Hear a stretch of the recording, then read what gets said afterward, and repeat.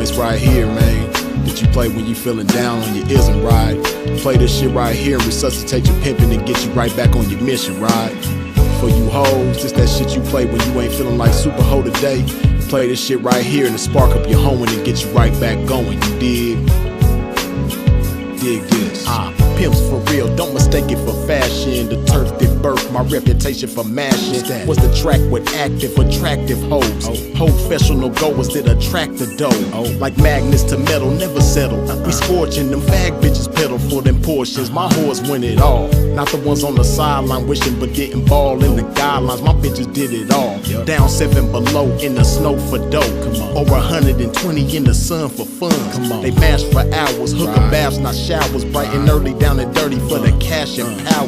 They gotta get the cash, the towers, and reach it all to a pimp. In my position, I'm all but exempt. These bras not wimps, I'm like them renegade bitches. BFFs with tricks but never getting paid riches. Grenade bitches, they dynamite, blowing up on the pimpin' and missing when the time is right. But when they life gets strife, they see pimpin' shining bright, but they action is life without. Bitch, one strike you out. Can't stop, won't stop. Poppin' pimpin', nigga, can't stop, won't stop. Smashing on these bitches, nigga, can't stop, won't stop. Poppin' pimpin', nigga, can't stop, won't stop. Smashing on these bitches, nigga, can't stop, won't stop. Poppin' pimpin', nigga, can't stop, won't stop. Smashing on these bitches, nigga, can't stop, won't stop. Poppin' pimpin', nigga, can't stop, won't stop. Smashing on these bitches, nigga. See, that's the difference, nigga. The pimpin' mashin' for these riches, nigga. Nothing like you master magician niggas. Smoking mirrors with your game, hella extras to reflect the opposite appearance of a lame. Bitches coming from y'all, I can't rock with those. Tender-footed and rooted in them doctor shows. Soft shoe rituals, minute residuals. Papers on life support, your loots and critical. Something I learned about when running my earned route. And working with turnouts is murdering burnouts. Cause knocking one of you niggas for a scarred bitch.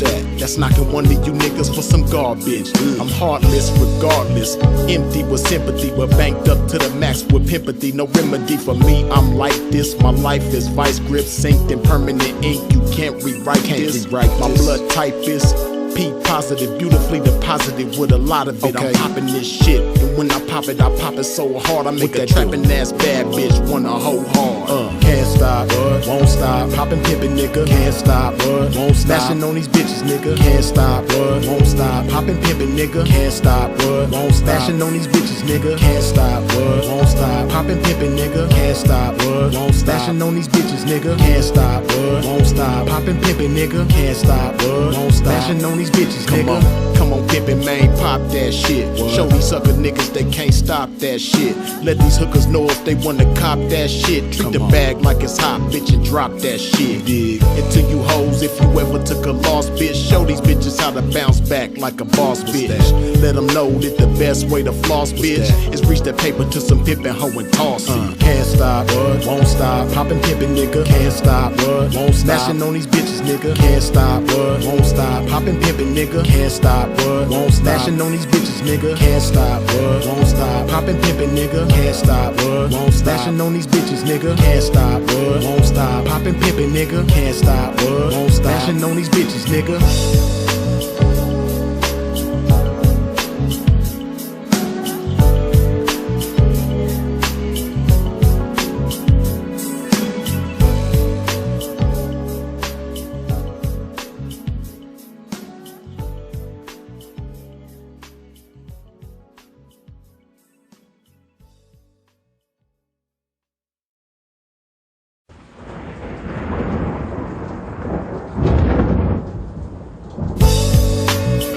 One of them joints right here, man, that you play when you feeling down on your ism, right? Play this shit right here and resuscitate your pimping and get you right back on your mission, right? For you hoes, this that shit you play when you ain't feeling like super hoe today. Play this shit right here and spark up your hoeing and get you right back going, you dig? Dig this. Pimps for real, don't mistake it for fashion. The turf that birthed my reputation for mashing was the track with active, attractive hoes. Professional goers that attract the dough. Like magnets to metal, never settle. We scorching them fag bitches pedal for them portions. My whores win it all. Not the ones on the sideline wishing but didn't ball in the guidelines. My bitches did it all. Down 7 below in the snow for dough.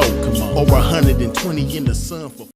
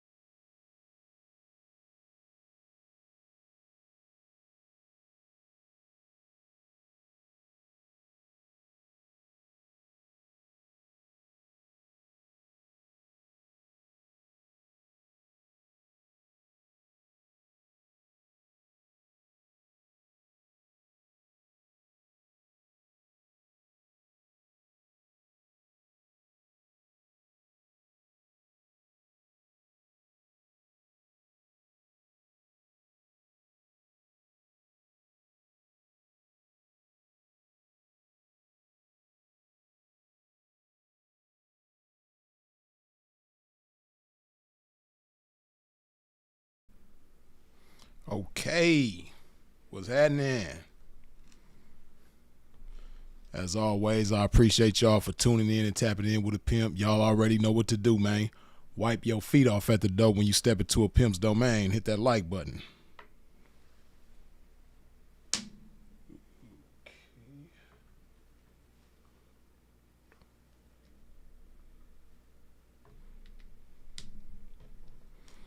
Yeah, man, hold on.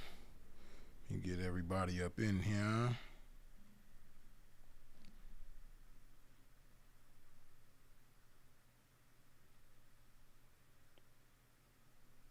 Why is it doing that? Okay. Okay.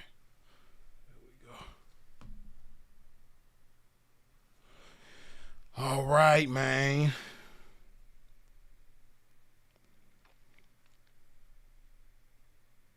Come on, man. Wipe your feet off at the door. I see it's quite a few of y'all that still haven't yet. You dig? Just wipe your feet off at the door, man. Don't cost you nothing. As a young Aunt Hefe would say, it don't cost you nothing to push that button. You dig? See, if I use somebody else's shit, I'm going to give them credit, man. You know, it'd be a lot of plagiarism with this ism, man. A lot of people be stealing the pimp shit, but don't be crediting the pimping. You dig? But yeah, I like that, though. I like Ant's line, man. It don't cost you nothing to push that button, because it don't. So wipe your feet off at the door, man. Yeah, let me hydrate my game one time. Put some love in my body.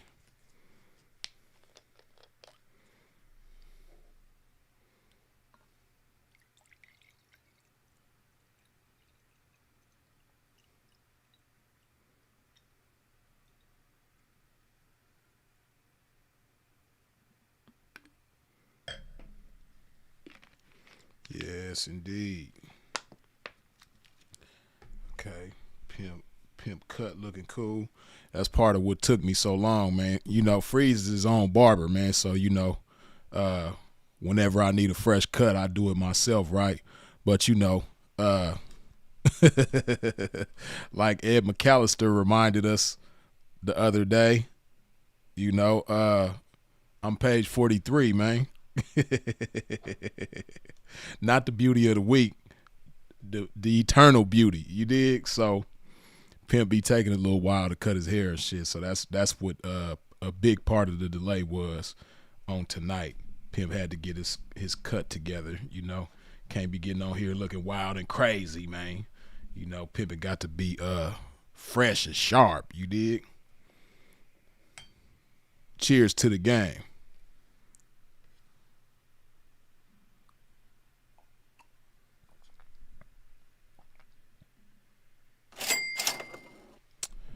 As always, brother Tyler kicking the dough down with the $2 holla. Hit the like. Appreciate you, man.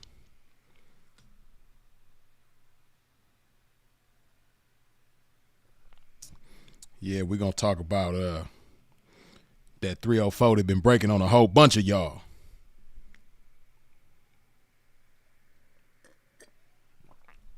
Yeah, that 1304, man, she got some cold tactics, man. She got some cold ways, and she show her face in a lot of different shapes, fashions, and forms, man. But she been breaking on a whole lot of y'all, man. Yeah, we're going to talk about it tonight.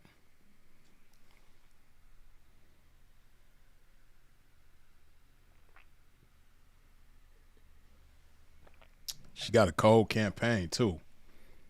Boy, I think her coach, you know, this 304, she a vet, man. She been around before all of us was born, right? She been around for generations, man. And she been breaking on a lot of people, but, you know, in today's times, man, she's breaking on people like never before. You know, and she ain't just breaking on men. She breaking on women and, you know, all different types of men, all different types of women. You know, she got a cold vice grip on the kids. You dig? She breaking on the children like crazy. But a big part of the reason why she breaking on the kids so swell is because she breaking on the adults so swell. And yeah, man, we talking about that 304 called weakness, man. Yeah, weakness been breaking on a whole bunch of y'all, though. You dig? That's why a pimp had to get on here and chop this shit and put the opposite of weakness on display. Put what she been breaking you for on display, which is strength, man. You know, this is strength right here that you see. This is the embodiment of strength that you looking at right now and listening to right now. You dig? Strength, man. You know, that chick been breaking on a lot of y'all, and she been getting you real cheap too. That's the cold part. She been getting you real cheap, man. Yeah, that 304 called weakness, man. She get a lot of y'all real cheap for next to nothing, though. You know, like she ain't got to do really too much to break you for everything. You know, and like I said, she got a cold campaign. This 304 called weakness, right? Because, you know, she shows up in a lot of different ways. You know, she invades your mind and breaks you for your mental strength. You know, she invades your body and breaks you for your physical strength and your health. You dig? She invades your environment. You dig? And breaks on you socially for your strength. You dig? She break you for your trust. She break you for everything, man. It's in so many different ways, and like I said, so many different shapes, fashions, and forms. Right? Y'all got weakness breaking on you, man. You know, we'll start with this in a way that weakness breaks on a lot of us. You know, she done even got me a few times in this area, man. But you know, I've been real cold at exercising strength against this 304 called weakness in this area, man. And that's with the food. You dig? Man, she stay breaking on y'all with the food. That's why a lot of y'all is morbidly obese. That's why a lot of y'all got high blood pressure at a young age and at an older age. That's why a lot of y'all got diabetes at a young age and at an older age. You dig? Because of that food. She breaking on you, man, for all your strength, all your discipline. You dig? All your self-discipline just go out the window when that 304 called weakness puts certain foods in your face, man. You know, you can't resist it to the point where it's costing you your well-being. It's costing you your health. And a lot of us, it's going to cost us our lives. You dig? If we don't be careful, right? So you gotta make a decision, man.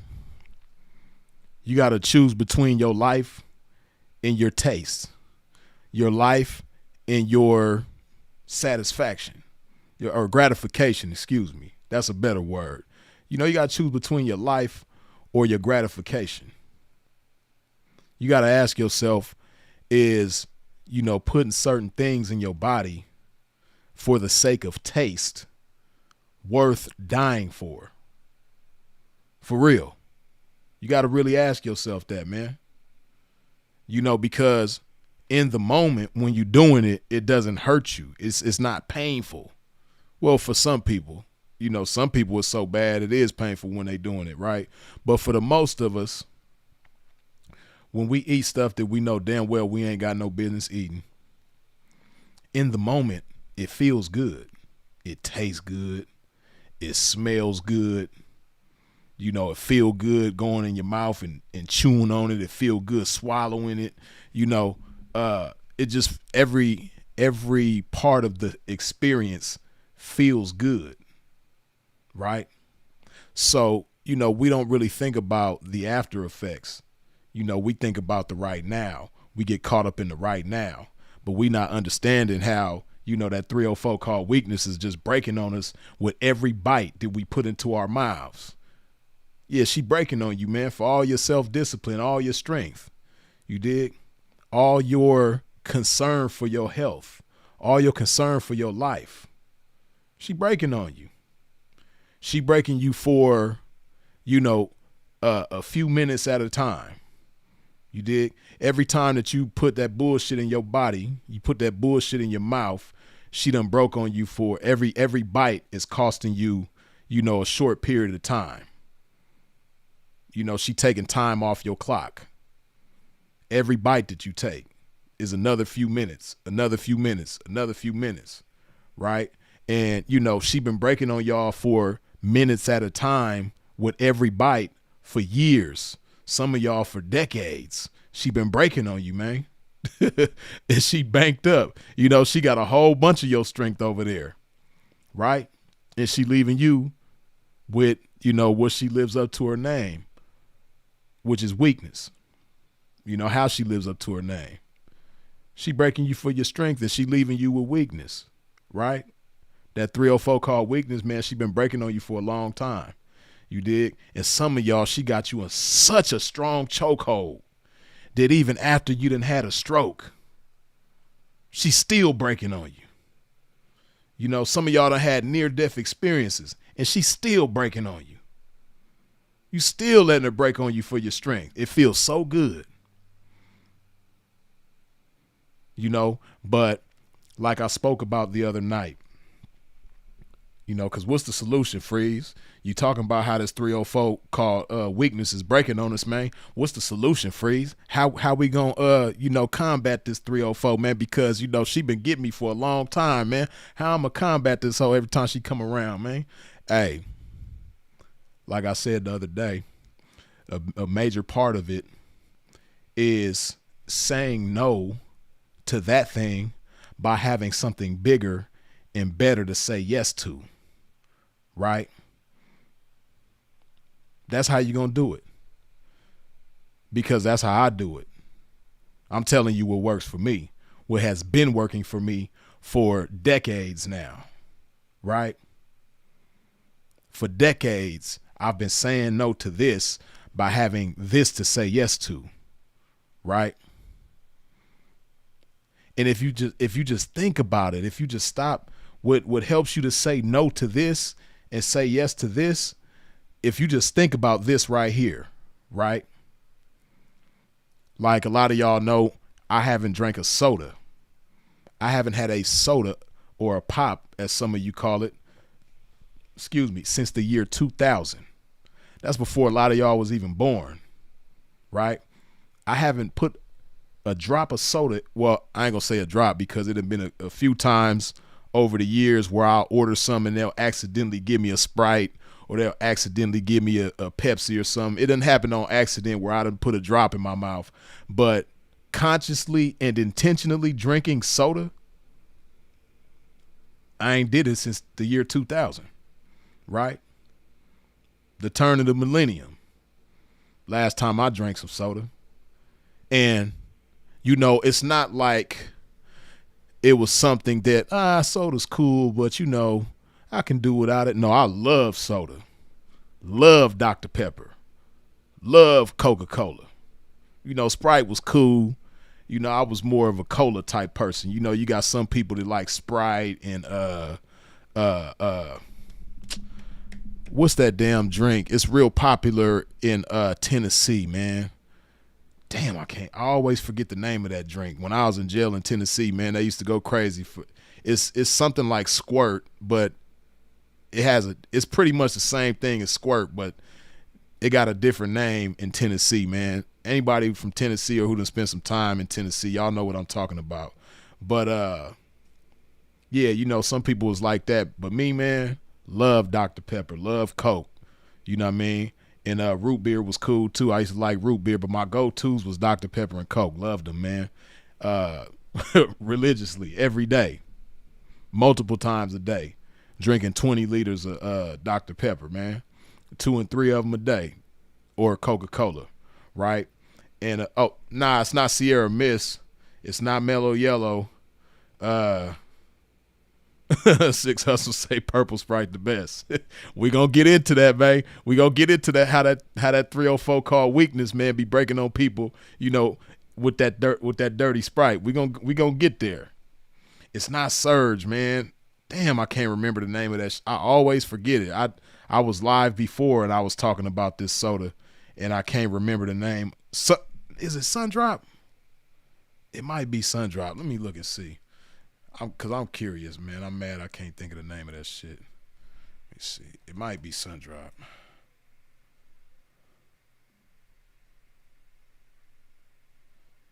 I think it is Sundrop. I think that's the one.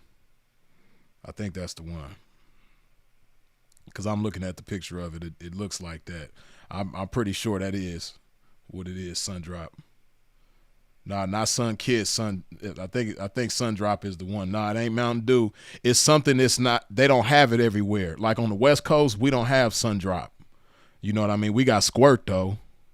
You dig? When I was a kid, we used to have Squirt. I'm pretty sure Squirt is still around.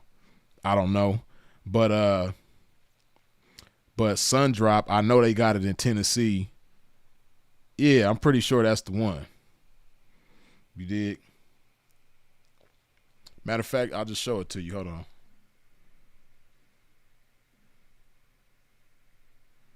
Hold on. Because he said describe it. I'll just show it to you even better. Yeah, this thing right here. This is when I was in jail in Tennessee, man, them dudes was going crazy for these things, man. This shit was like heaven to them dudes down there, man. That's all they used to talk about was an ice cold Sun Drop. They love this shit. Well, you know, I don't know about Western Tennessee like Memphis and all that, but like Nashville, Chattanooga, you know, I was in that little raggedy ass place called Grundy County, which is where Montego is, and Altamont and all that shit. But if you from Eastern Tennessee, you know what I'm talking about. This y'all shit. You know, this is what they love over there, them Sun Drops, man. But you dig, in the words of my bro. But getting back to this game that I never left. That we never left. You dig? Yeah, man. So like I said, when I was up until the year 2000, which I was 19 years old at that time, so I haven't drank a soda since I was 19. You dig? So almost 25 years. So, you know, I love soda, man. And then I used to run track, and I remember my track coach, you know, shout out to Hassan, not Hassan Campbell, but my track coach, his name was Hassan. He was a Nigerian cat, right? Well, I think he was Nigerian. I know he was African though. I want to say he was Nigerian, but don't quote me. But my track coach, he used to be on our bumper every time he'll catch us at the soda machine. He used to tell us, man, like, man, y'all drinking that soda, man. That soda ain't good for you. Woo-de-woo-de-woo. He used to stay on our bumper about the shit. But, man, at the time, shit, I was loving Dr. Pepper and Coca-Cola, man. I could never picture myself putting that shit down forever like I have, right? But, you know, I don't even know. It's crazy because I've stuck to it for so long. But I don't even know, I can't even remember like the real reason. It wasn't even like a serious reason why I stopped drinking soda, right? But as I got older and started to learn more about soda, I was glad that I had made that decision early in life, right? Because there's no nutritional value in that shit. It's nothing good about it. You know, other than how it tastes, there's nothing good about soda at all. It does nothing for you health-wise, right? So it do a lot of damage though. You know, and, you know, people don't even know what's really in that shit. You don't even know what's really in there. And the things that you do know is in there, if you study it, you'll realize that it's all bad. You know, a whole bunch of sugar, a whole bunch of high fructose corn syrup and all that bullshit. You know, it's just, ugh. Right? So, but it was a New Year's resolution that I made, right? It was really my New Year's resolution going into the year 2001. But I had stopped like in early December, right? So even before New Year's, I was already done with soda, and I just stuck with it, right? So, you know, I point that out because I've got several New Year's resolutions that I made years ago, and I stuck to, man, for 10, 15, 20, 25 years, man. Stuck to these New Year's resolutions, right? You know, it all depends on how your mind works.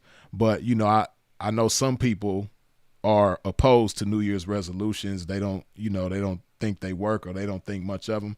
It's not that New Year's resolutions work. It's, do you work? Does your mind work? Right. And, it all plays, your mind, how you think, like I said, plays a role in it.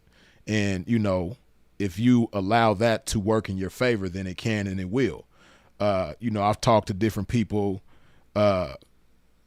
approaching the new year. I'll ask them, like, what's your New Year's resolution? Like, oh man, I don't do that shit. New Year's resolution, that shit don't work. It's not the New Year's resolutions don't work. You don't work. You know what I mean? It's just it is a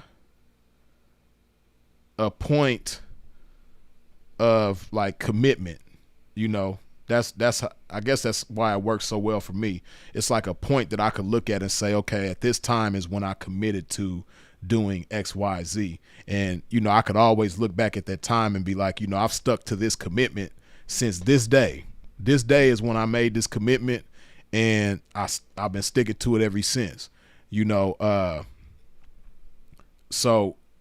so that's what works for me. And like I said, I'm telling you all this because, I want to help as many of you as I can to stop letting that 304 called weakness break on you for all your strength in every different area, right?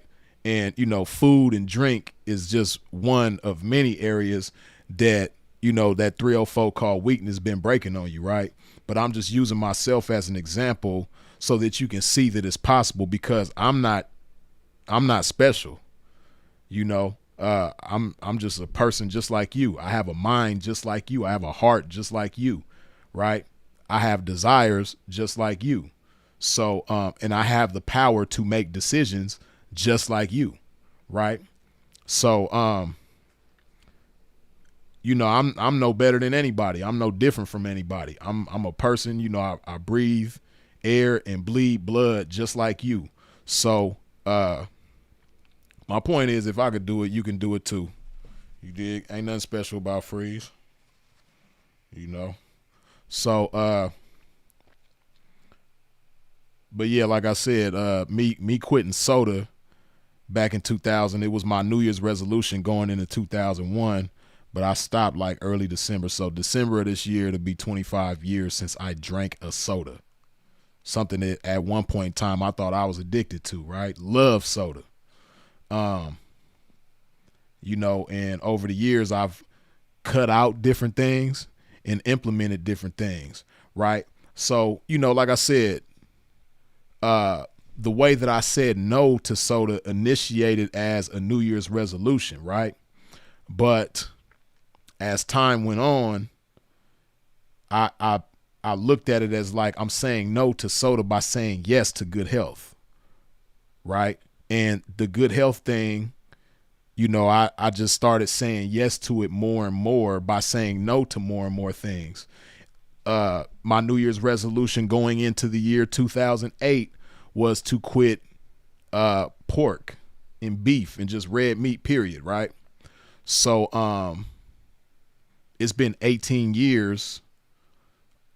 plus years that since I've had a pork chop. Love pork chops. Steak, love steak. Haven't had a steak in 18 years. Hamburgers, used to love hamburgers.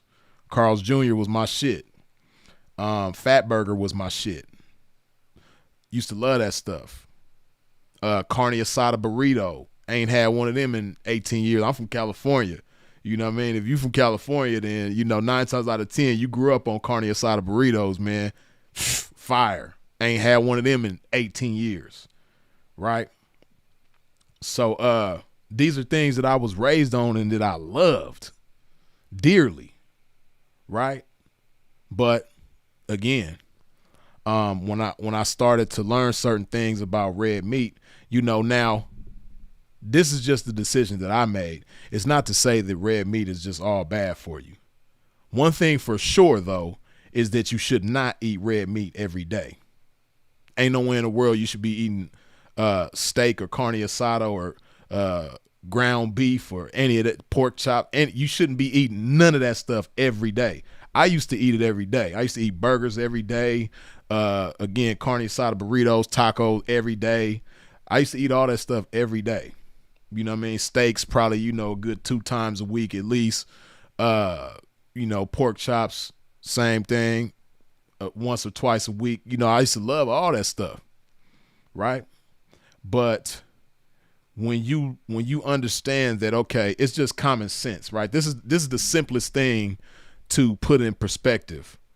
When you learn that it takes 72 hours for your body to digest most red meats that I know of, right?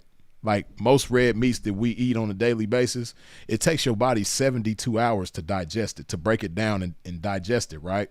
So if I eat a burger today, and today's Monday, that means my body won't be able to digest this burger until Thursday.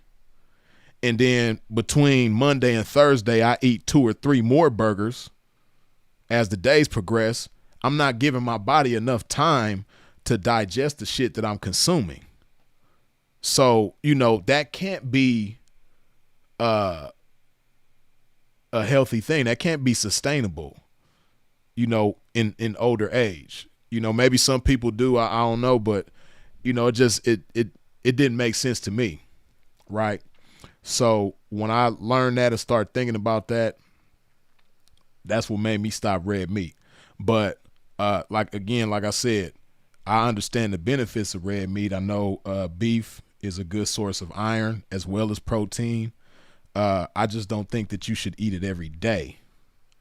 At the most, if you're going to continue to eat beef, steaks, burgers, carne asada, all that shit, if you're going to continue to eat that, at the most, I wouldn't suggest eating it more than once a week, right? Now, ideally, like if it was me, if I went back to eating, you know, which I don't see myself ever doing it, but if I ever went back to eating like red meat, I probably wouldn't do it more than once a month. That's just me, though. I wouldn't do it more than once a month. But like I said, I definitely wouldn't do it more than once a week if I was anybody else. You know, it's just, you know, because that way you're giving your body more than enough time at least to break it down, right? And, you know, you still getting the nutrients. Like I said, it's a good source of iron. So people who are anemic, you know, it could be beneficial to you, right? But yeah, man, you know, for those of y'all that's eating, you know, the past 7 days, you done had a burger every day, or for the past 7 days, you know, for y'all ballers, you know what I mean, doing some big old pimping, or, you know, big hustling, or, you know, you got big business going on, and, you know, you having it your way, you know, you've been eating steaks every day. You've been letting weakness break on you, man. That 304 called weakness, man, she breaking on you daily. You know, every time you put that bullshit in your mouth, she breaking on you for a few minutes at a time. Everybody's a few minutes off your life. She taking a few minutes off your clock every time you put that bullshit in your mouth. Right? And again, like I said, for me, I'm able to say no to eating bullshit by saying yes to my health. One thing for sure that I noticed when I stopped eating red meat every day, well, I stopped eating it altogether, period. Like I said, I ain't had no beef or no pork in 18 years, right? One thing for sure is that my energy was way better, you know, because that red meat, that shit, you know, especially when you eat a lot of it like I was, you know, you eating portions that's really too much at a time like I was. Fortunately, I just had a high metabolism and I wasn't getting fat or nothing like that, but I was eating like a fat person though. You know, that shit is heavy on you.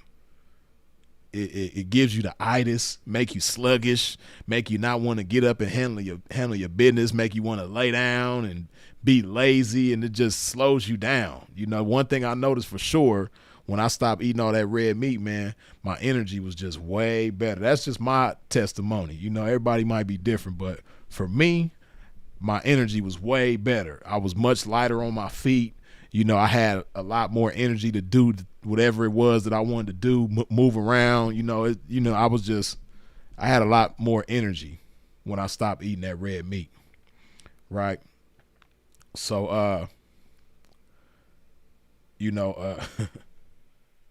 I love steak though. Shit.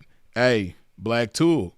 You know, like I said, man, you know, if you treat yourself to it once a month, you know, it won't be, you know, it won't be so hazardous to your health. But nobody should be eating steaks every day. Nobody. No, that's just not cool. You should, you know, that's even if you can afford it or whatever, you know, especially in today's times, boy, food's so expensive nowadays. Well, everything expensive. If you eating steaks every day nowadays, man, you balling, man. Pimp might need to get a jug for you, you know, in the words of Simple to P, with my broke ass, you know what I mean? Shit, you know what I mean? But nah, I don't think anybody should be eating steaks every day, even if you rich, wealthy, whatever, and it won't hurt you financially. I just don't think anybody should be eating steaks every day. That shit ain't cool. Okay, yeah, not every day. Right, you know, like I said, at the most, once a week. At the most. But ideally, once a month. You dig? That's me. That's how I would do it. But you know, like I said, no red meat, no pork since 2000. New Year's going into 2000. Oh no, I take that back. I'm lying. I told y'all the story about Michael Corleone, aka Miss Sandra Evans, God rest her soul. Sinful's grandma, man. She got at me on some Michael Corleone, man. You know, she made me an offer I couldn't refuse. You did. Hey, grandma came at me like a mob boss, man. It really made me eat that bacon, man. I didn't have a choice. She didn't put a gun to my head, but she was just as effective as somebody putting a gun to your head. Listen, man, you don't want no smoke with a grandmother who took her time to cook you breakfast and then you telling her, oh, no, grandma, I don't eat this, or no, you gonna eat whatever she put on that plate. You know, and I ain't want no smoke with grandma, you know what I mean? Okay, Miss Evans, no problem, you know what I mean? But I told y'all the story, and I think Sinful told y'all the story too, man. We in Vegas at his grandmother's house, man, top of the morning. You know, like a real grandmother, like a real mama, you know what I mean? She cooked us breakfast without us even asking. You know, we come in top of the morning. She just, you know, go in the kitchen, make us breakfast, right? So, you know, this before, because I don't eat eggs anymore now either, but at the time, you know, I'm eating eggs. She make us eggs, bacon, you know, probably some toast or, you know, whatever else with it. I was cool with everything else on the plate. Now, mind you, this is only probably like 2 or 3 months into my journey of no pork, right? So I'm not too far removed from eating pork. It's only been like a couple months since the last time I ate some pork, right? But when grandma put the plate on the table, she put Philip's plate on the table, she put my plate on the table, and Phil was like, oh no, grandma, Jason don't eat pork. Hey, she had already put the plate like right here, right? And he like, grandma, nah, Jason don't eat pork. She didn't even look, she didn't even raise her head to look at me. She just slid the plate closer to me. She was like, well, he gonna have to make an exception today, baby. She just slid, you can hear the plate scraping like, he gonna have to make an exception today, baby. So I made an exception, you dig? Grandma wasn't trying, she ain't give a damn about none of that. She wasn't trying to hear none of that. She like, I done paid for these groceries and I done cooked this, took my time to cook this food. This boy finna eat whatever's on this plate. So that was the last time that I had some pork, you know. Miss Sandra Evans, God rest her soul, you know, I ate some of her bacon, you know. So at least at least I'm proud to say that, you know, it came from Sandra Evans, dig. Last time I ate some pork, it was cool, you know what I mean? Grandma really punked me though, you did. That's the only time in my adult life that I could think of where somebody punked me, you did. My grandma, nah. My daughter, she probably done punked me a few times too. But yeah, Sandra Evans definitely punked me that day. I ain't too proud to say it. You did. She really bullied me that day, and it was all good. But so like I said, 2008, no red meat, no pork, no none of that. 2011, I quit alcohol and fried foods. A few years ago, I stopped eating bread, so I don't eat no kind of bread. That go for donuts. That go for cakes. I ain't gonna lie, if it's like a kid's birthday party or something like that, I'll have a slice of cake or something like that. But other than that, if it ain't a birthday party for kids or something, ain't gonna be no cake. You know, man, I was at my family's house on Christmas and Thanksgiving just this past Christmas and Thanksgiving, but especially Thanksgiving. Oh my goodness. They had all the desserts. They had the pecan pie, the I can't remember if they had sweet potato pie. They had the carrot cake. You know what I mean? Like everything that a pimp like, man. They had all the bullshit. And I'm proud to say that I didn't touch none of it. You know what I mean? Let me give myself a round of applause. You dig? Because the temptation was great that day. But yeah, man, didn't touch none of that stuff. But like I said, a few years ago, I stopped eating bread, any kind of bread. I don't eat tortillas. I classify all that as bread. Tortillas to me is bread. I know some of y'all like, man, freeze tortillas? That ain't bread. For me, I classify tortillas in the bread category. So no tortillas, no bread, no French toast. Love French toast. No waffles, love waffles. No pancakes, love pancakes. No none of that. I ain't had that stuff in years, right? No dairy. I stopped eating dairy. I want to say it's probably been like 3 years now. You know, I can't really recall exactly when I stopped eating bread and stopped eating dairy, but I know both of them has been like a few years, right? I quit dairy more recently than I quit bread, but yeah, no dairy, no eggs, even though eggs technically ain't dairy, but I don't eat eggs either.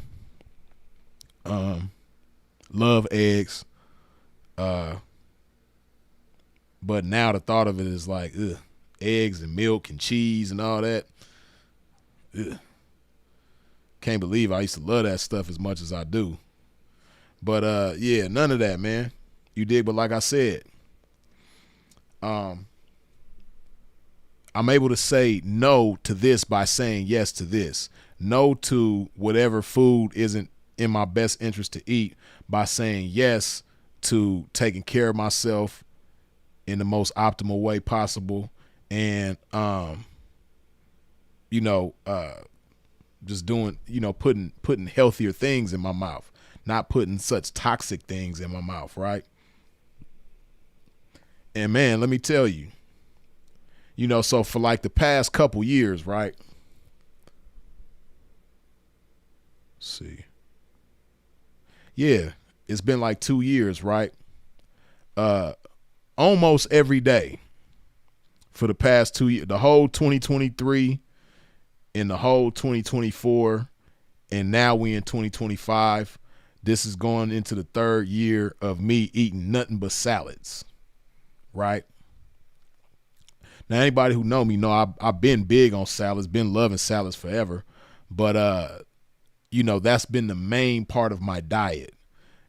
Every so often I'll make an exception and eat something else, man. But for the most part, for the past 2, going into the 3rd year, nothing but salads.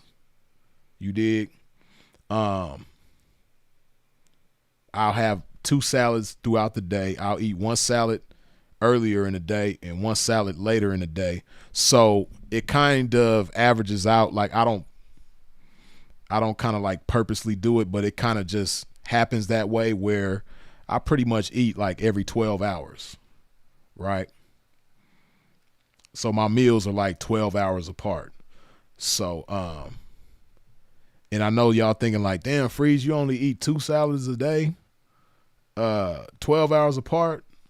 Like, how you maintain muscle? How do you maintain energy and this, that, and the third? My salads are huge. Now, the salads that I eat, most of you wouldn't be able to eat in one sitting, right? They just so big. But my body is conditioned for it now. Like, it's nothing for me to eat my salads be huge, man.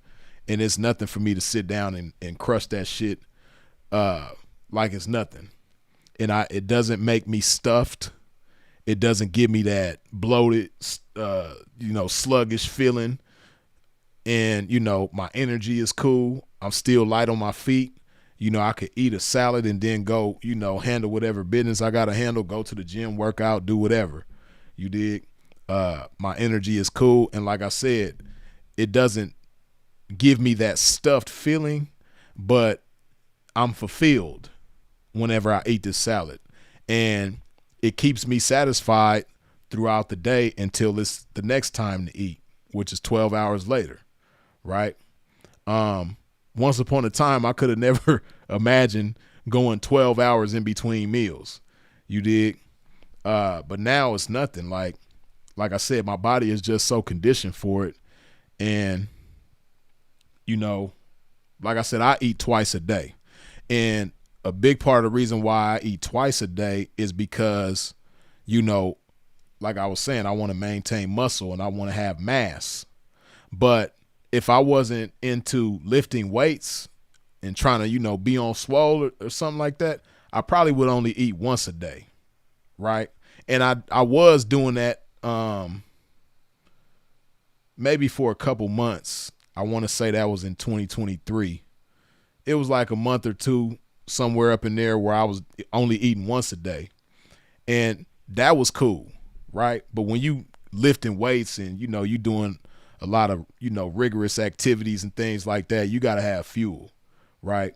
And if you want to build muscle, your protein intake got to be cool. And me, I like to get my protein from my food as opposed to, just only supplements, right? So I do my best to get my protein as much as possible out of what I eat. So these 2 big ass salads that I eat, I put a pound of ground turkey in the salad. And the ground turkey that I get is the 99% lean, 1% fat ground turkey. 1 pound of those has, I think it's 112 grams of protein. And I try to get in, between 225, 250 grams of protein. And that adds up about right. So 112 grams of protein twice a day, 224 grams of protein. I weigh probably somewhere between 205 and 210. So I try to get a little more than a gram for every pound that I weigh of protein in. So, if I weigh 210 pounds, I want to get bare minimum 210 grams of protein, but I try to get a little more than that, right? So, and from my food, not supplements so much, right? So yeah, man, like I said, I feel, as far as how I feel, how my diet makes me feel, oh man, beautiful. This is like probably the best I ever felt in my life, as far as like how my diet makes me feel. Man, I feel great. I be in the gym acting a fool. And when I work out with certain people, they be like, man, you don't take no pre-workout. You don't do this. Hell no. Pre-workout this body has never seen any kind of pre-workout, nothing. You dig? I don't do all that stuff. You know what I mean? I'm cool. So, never seen any pre-workout, never done any steroids. I want to be strong. I want to have muscle mass, but I love my life and my body, to a point where I'm not willing to sacrifice my health just for my aesthetic. You dig? And I'm cool with my aesthetic. I'm not a professional bodybuilder, so and ain't gonna probably never be a professional bodybuilder. So, I just like being in shape and looking good. I ain't gotta be trying to get my body to the competitive level. So I ain't taking no steroids, man. Them steroids, man, it's a lot of them dudes, they be in the gym, but hey, that 304 called weakness is breaking on a lot of y'all that be in the gym, just taking steroids for no reason. See, we in the era of the shortcut. Everybody want to take a shortcut for everything. Everything that everybody wants to do, nobody wants to take the long road, which in most cases is the best road, right? Like with the tortoise and the hare, slow and steady wins the race. Everybody want to be the hare. Don't nobody want to be the tortoise, right? Everybody wants to take the shortcut in everything. Nobody respects process anymore. Nobody understands that there's a process to anything worthwhile. And if you want to do anything worthwhile, you have to respect the process. Nobody, want to go through the process, right? And again, to each their own, right? Now, if you're going to be a professional bodybuilder, right? If you're going to compete on a professional level and to the point where this is going to become your livelihood, you're going to be making money doing this, or even if you like an influencer with a big following and, it adds to your bottom line, even though I don't agree with it, I can understand it and I could, to a certain extent respect it, right? But if you're not a professional bodybuilder, not trying to be a professional bodybuilder,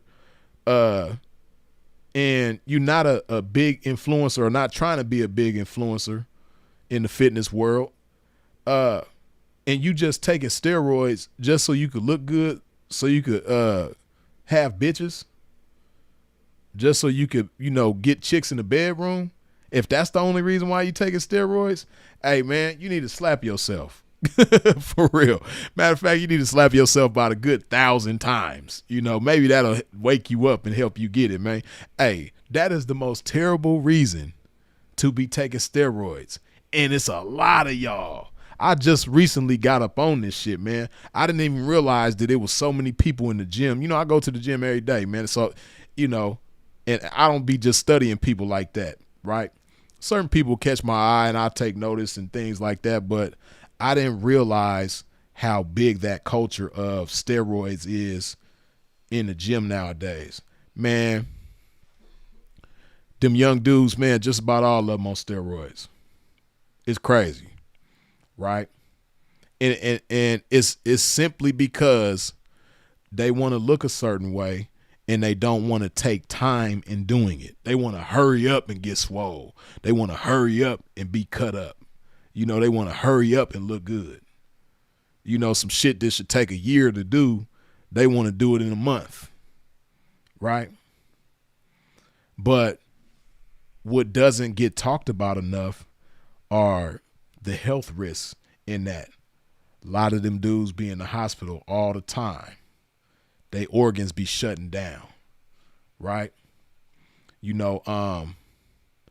look at people and you see how good they look and you think that they're healthy. If you see somebody that's on swole, he got a 57-inch chest and, 20-inch arms and, a 30-inch waist, you looking at them like, man, this person is, a healthy individual. But nah, they in and out the hospital all the time, having kidney problems, liver problems, heart too big.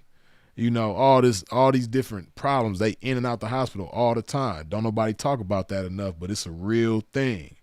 You dig? And again, these are people that they not even, it doesn't even factor into a living.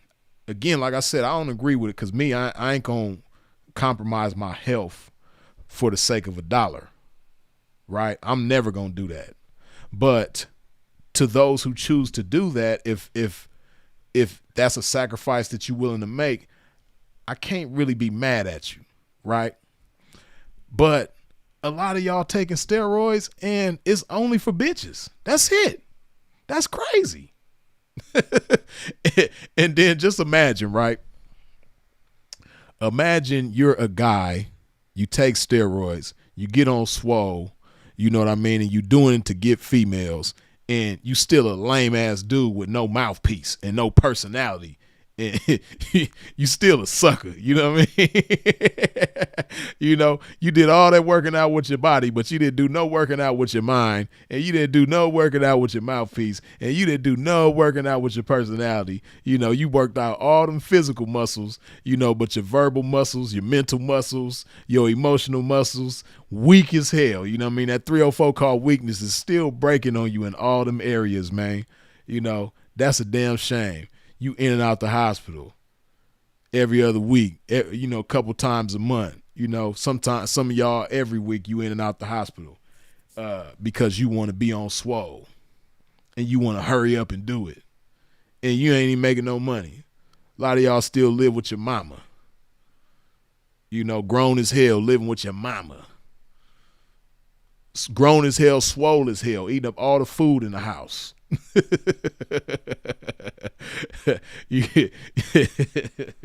Shit crazy, man. That's crazy. Right? It's not worth it, man.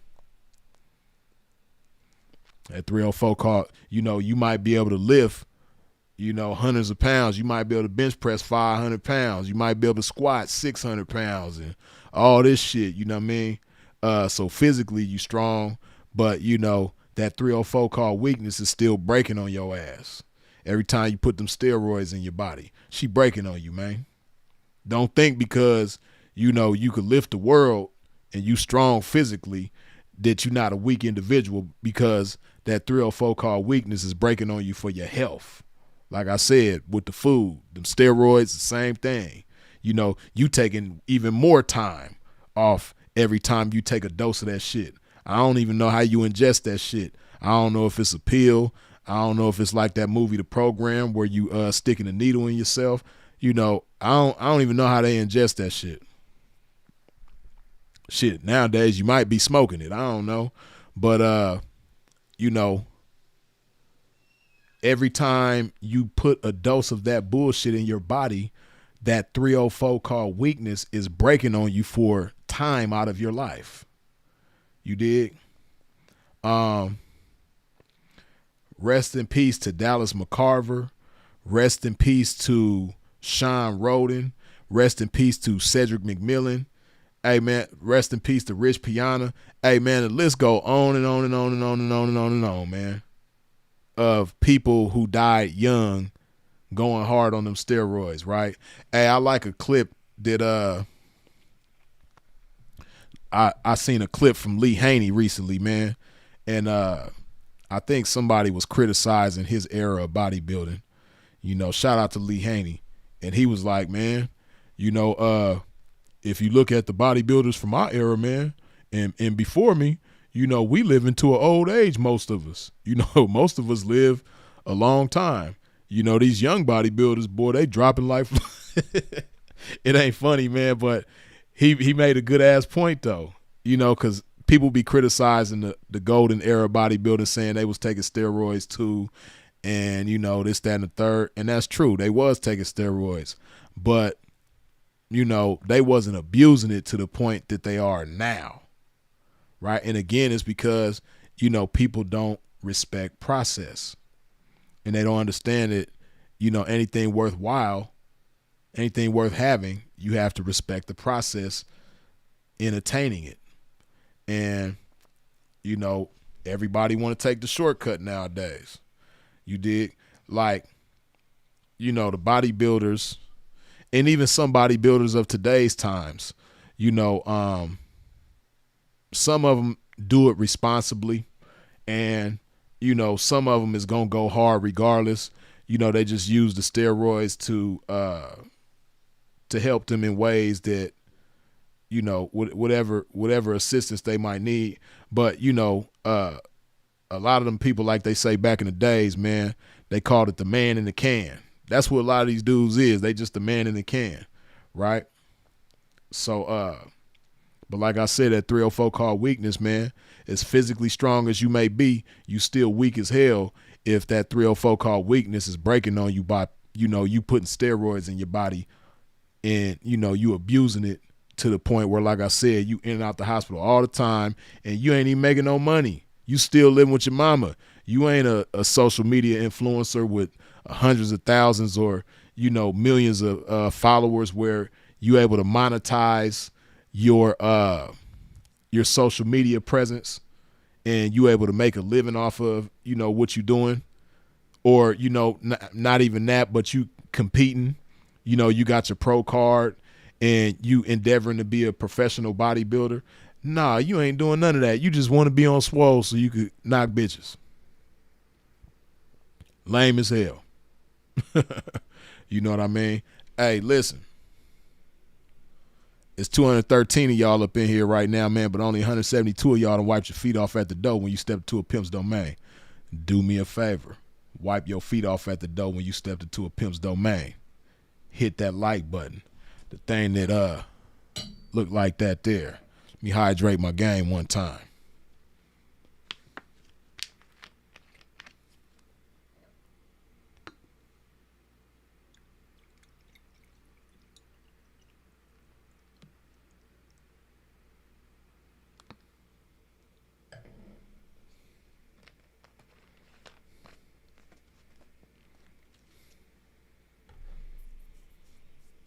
Hey, some of them swole dudes that I'm talking about, right? You got to feel real stupid, man. Hey, shout out to my fat niggas, you know what I mean? My out of shape niggas just, got hella personality. You funny as hell. You got mouthpiece, you know what I mean?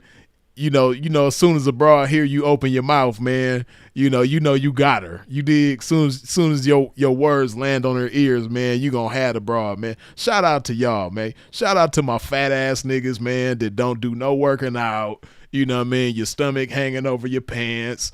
You dig? But you got hella mouthpieces. You be moving badass bitches. You know what I mean? You just be moving bad ones left and right. It ain't nothing, right? You swole ass dudes, man, who, like I said, you ain't making no money off of your swoleness. You just want to be on swole because you want your body to speak for you in a way that your mouth can't. Hey, man, you got to feel real stupid if you in the club, right? You go to a bar or a club and, you super swole, you in shape, you know what I mean? You got your clothes tailored to your body, everything, muscles popping out your clothes and stuff like that, you know what I mean? And you holler at a broad, and she won't even acknowledge you. You know what I mean? She hear the first thing out your mouth and she just give you that look like, and then just, flip her hair and turn and go the other way, right? Then, that fat ass nigga, man,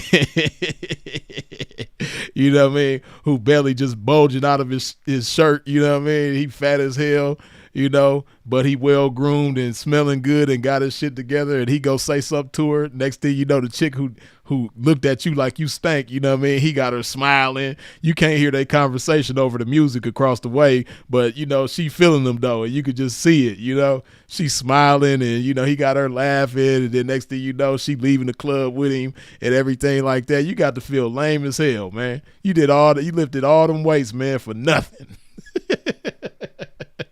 Like I said, man, you was exercising your body, but you wasn't exercising your mind. You wasn't exercising your emotions. You wasn't exercising your mouthpiece. You know what I mean? You just a swole, broke, lame ass nigga. You know what I mean?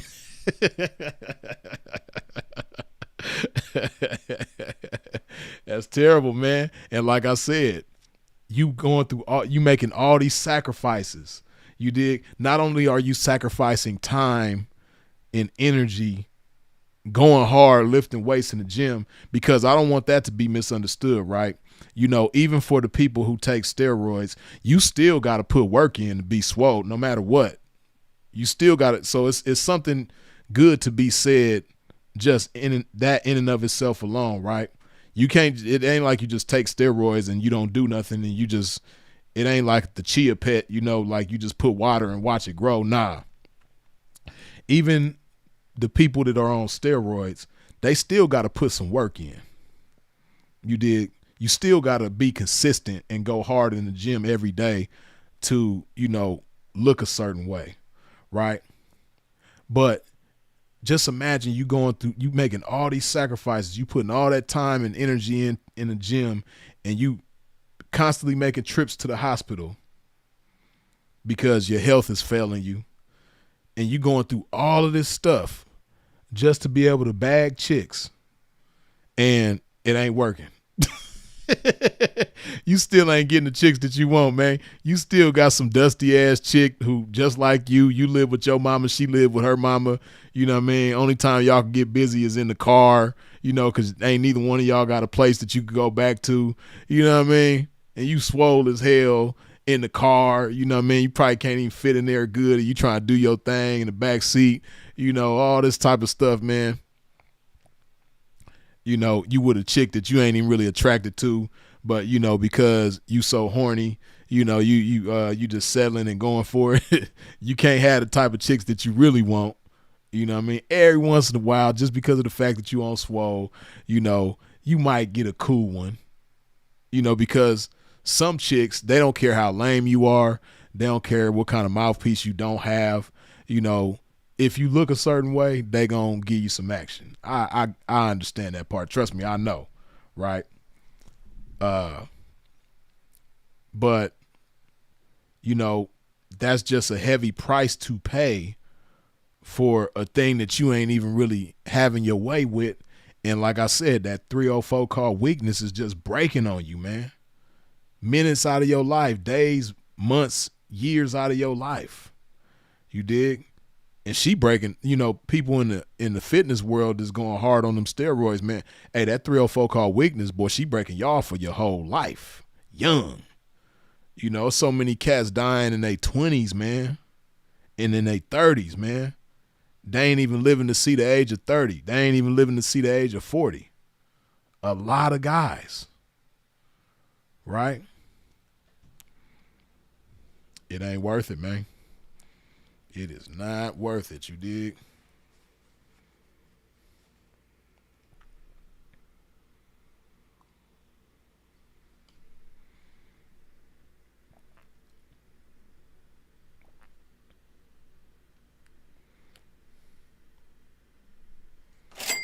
Brother Bill, good looking with the $2 holla.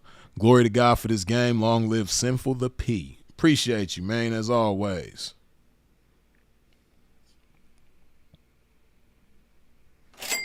Twisted up. Once again, good looking with the $5 holla. Blessings to you, P. I got a goal to drop 10 pounds. I've been on water and fruit only and salads for dinner and drop 5 pounds in a week. Shit feel good too. Yeah, man. That's one thing I need to step up is my fruit. I'll be getting smoothies and stuff, but like the smoothies is cool. I'm talking about like from, smoothie places like Smoothie King, what's that other one? Nectar. Nectar got some cool smoothies. Them places is cool, but I really like making my own smoothies, and I got a cool little smoothie machine, and I'll be making some cool smoothies. I just don't be taking the time to do it like I was last year. Last year I was going hard on making my own smoothies and shit, but I got to get back to it. But see, that's the difference with me and Sinful. Sinful was more of a fruit person. He wasn't big on vegetables. He liked vegetables, but he was more into fruit. Me, I'm the other way around. I love them both, but I'm more into vegetables. You dig? I probably will eat some vegetables first before I eat some fruit. But I love them both, though. You dig? But I need to step my fruit game up, though. I can hear Sinful in my head right now. Bro, eat you some watermelon today, man. Make sure you eat at least 2 bananas today.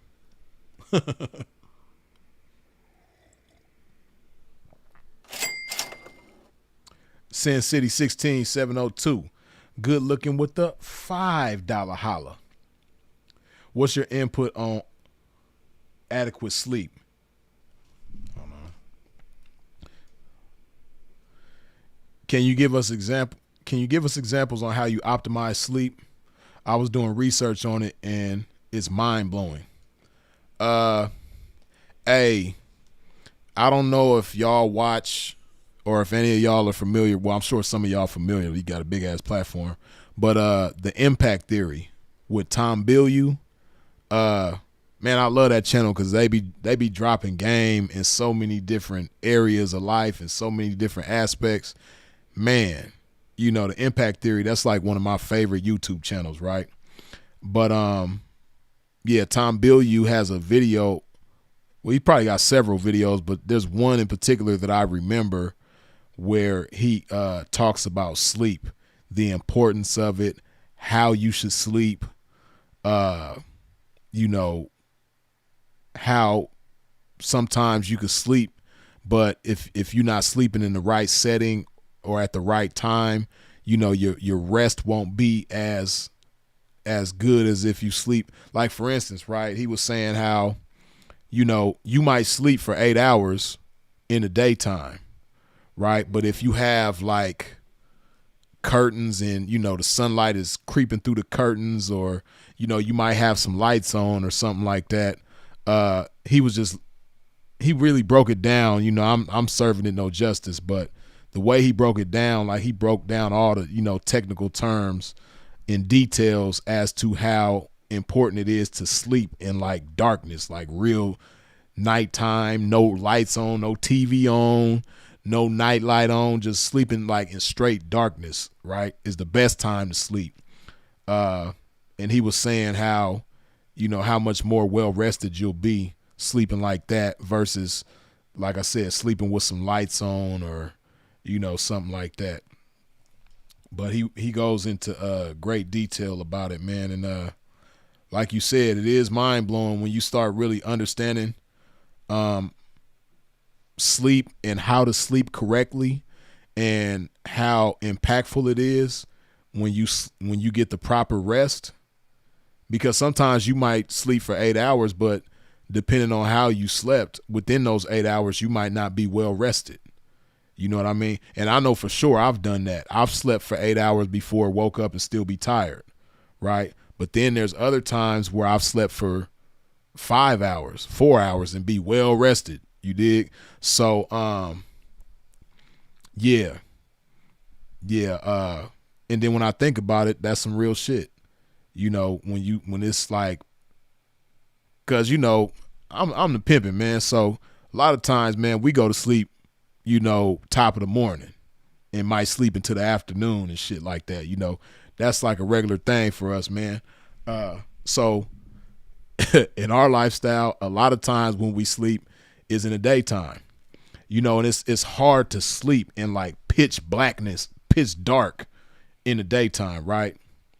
You know, because again, like I said, most of us, you know, got curtains where, you know, the sunlight is going to creep through at least a little bit, right? And it's not going to be as dark as if it was at nighttime, right? So, but yeah, that sleep is important though, for sure, especially getting the proper kind of sleep.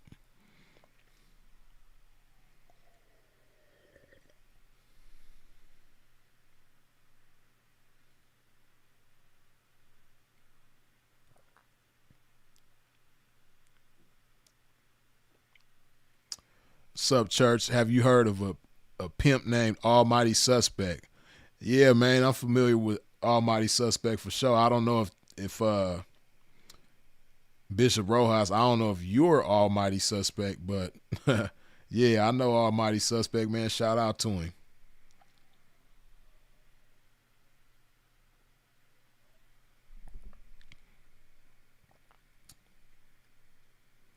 But you know,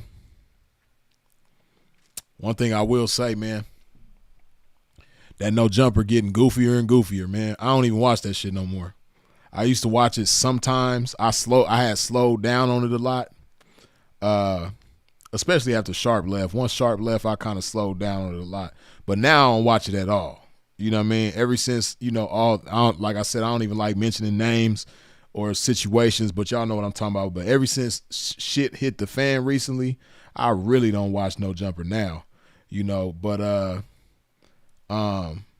it's certain people, man, that I wish would just leave that shit all the way alone, man. When Sharp was there, I was saying it long before he left that, Sharp would be much better off if he leave that platform, start doing his own thing. Shout out to Sharp. Now he done left, he doing his thing, and shit is going well for him, man, and I wish him the best. And, I want to see him blow up big. You dig? I want to see Sharp with millions of subscribers, right? And now I'm saying the same thing for Almighty Suspect, man. He just don't look right over there. You got one motherfucker that's like, just a dusty, crusty foot, fat ass nigga that love wearing tight pants and having his legs showing. He stuttered real bad. He's not fly. He's lame as hell. You know what I mean? You got that individual. Then you got the other individual who just looked like he done been on a vice unit before. You know what I mean? The Remo dude. He just, man, anybody who never been arrested by undercover officers, man, don't Remo just look like he done busted somebody before? I mean, he probably never have. I don't know. I could be wrong. I ain't trying to put nothing on him that ain't accurate, right? But he just give me that vibe. You know what I mean? Even when when him and Adam be interviewing different rappers together, they the worst. When Remo and Adam interview somebody, man, that shit is the worst.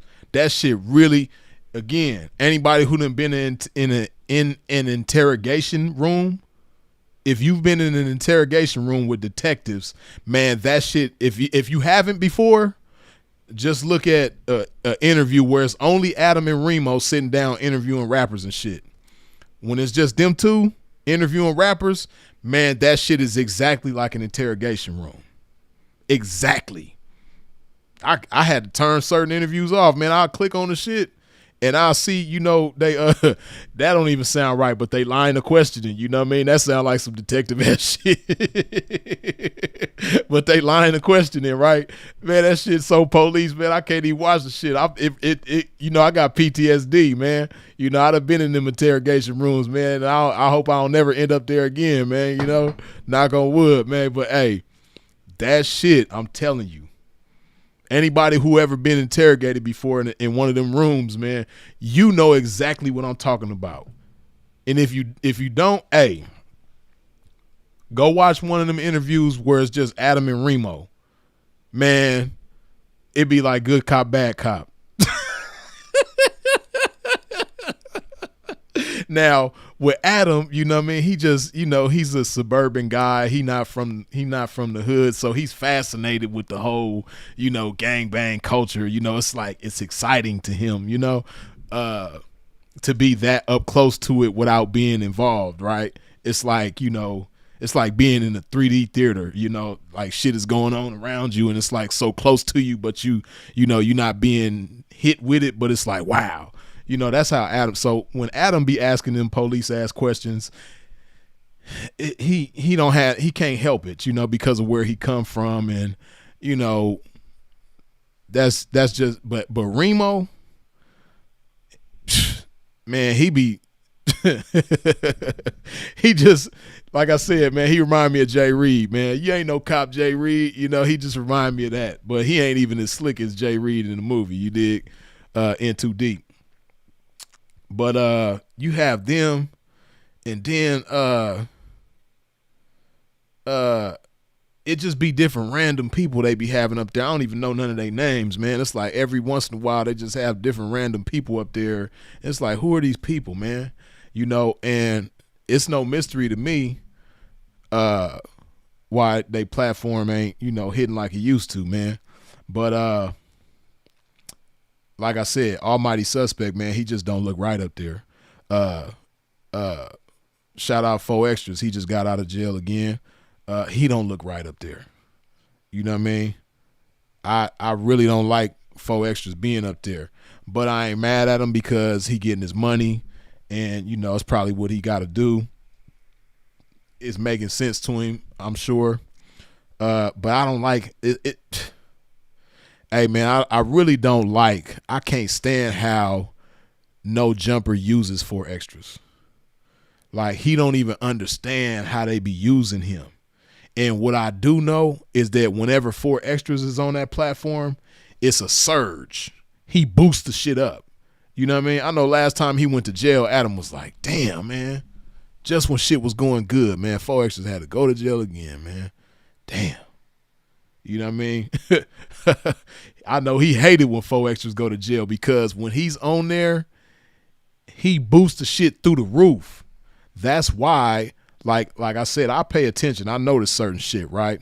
Like, you know how they have the main channel, No Jumper, which has, 400 plus, almost 5 million subscribers. Then you have the No Jumper Clips channel, which I think that channel got 1 million plus, right? Now, normally what they do is they'll put the full podcast episodes on the big platform, and then the clips, as the name implies, they'll put on the No Jumper Clips channel. Man, when they start seeing how profitable 4Extras was, his and only his, they will put his clips on the big channel. They'll put everybody else's clips on the Clips channel, but they was putting 4Extras clips on the main No Jumper channel, right? Because they like, man, his clips are so good, we got to put them on the big channel. We can't put them on the Clips channel. Like, they really milked that man. And I don't even think he understands the way that they milking him, right? And I'm pretty sure that they don't even pay him enough for how they milk him. I know they not.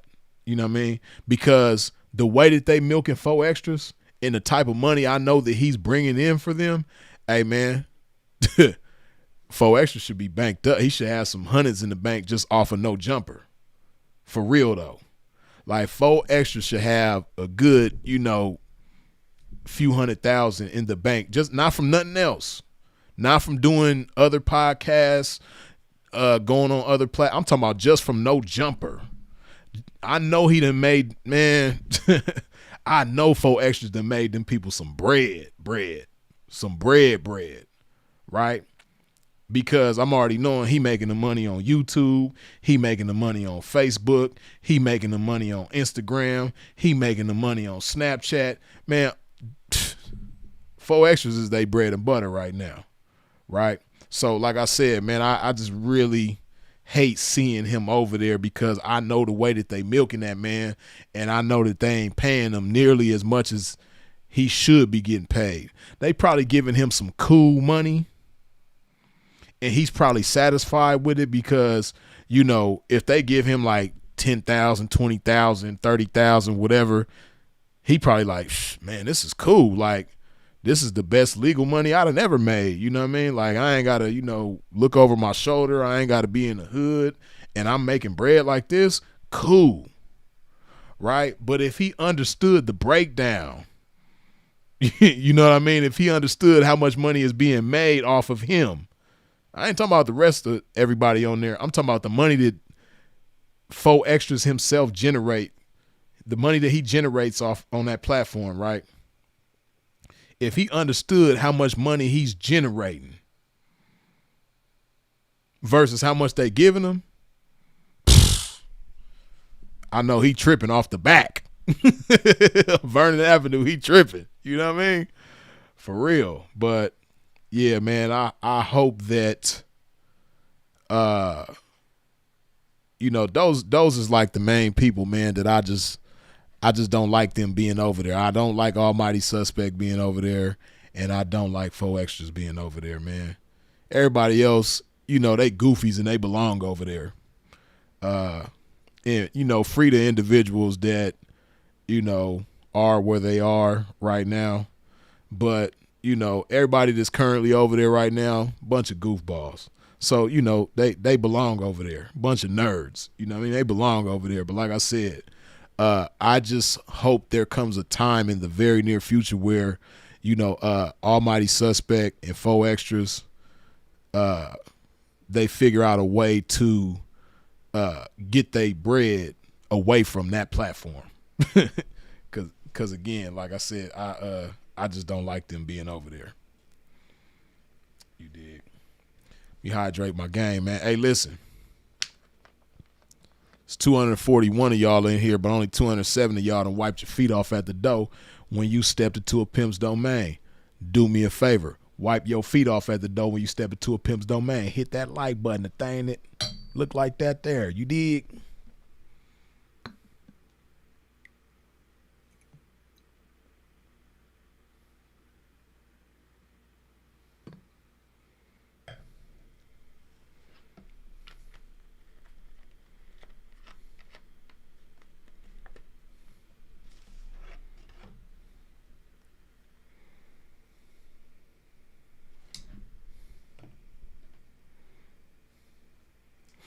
Mac O says Four Extras need to get into acting, at least some Tubi shit. 20v1. He missing bread on Vernon Avenue. KMS. All that stuff is cool, man. But see, like,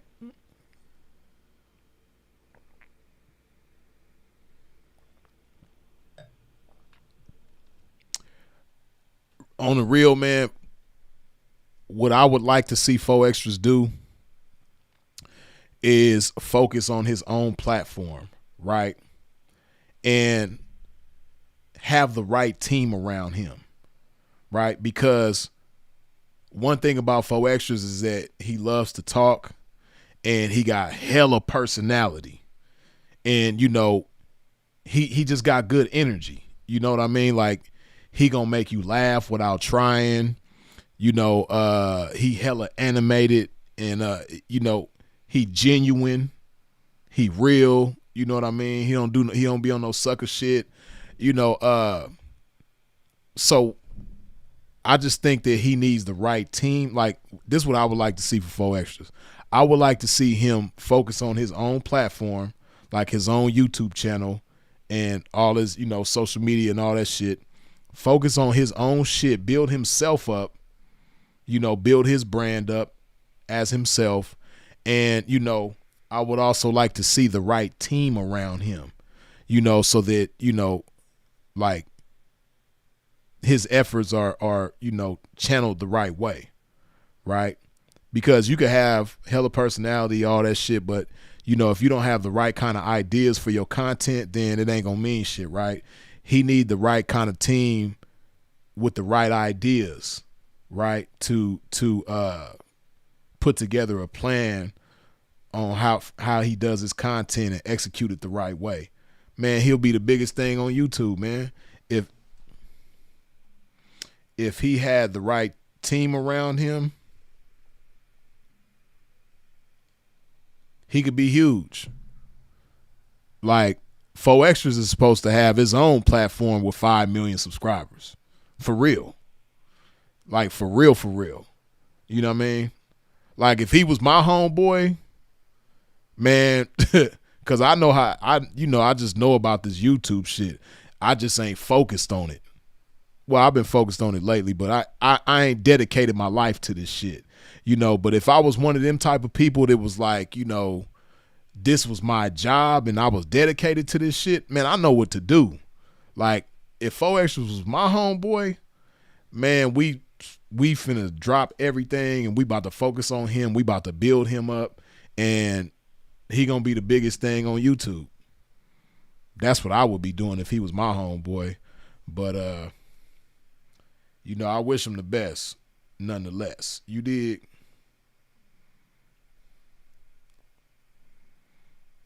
But yeah, I really wish he'll leave that platform alone. Because they need him. I don't think he really understand that part neither. But they need him way more than he needs them.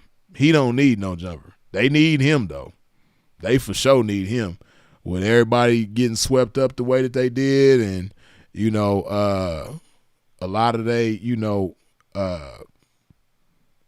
main characters being gone and doing their own thing now.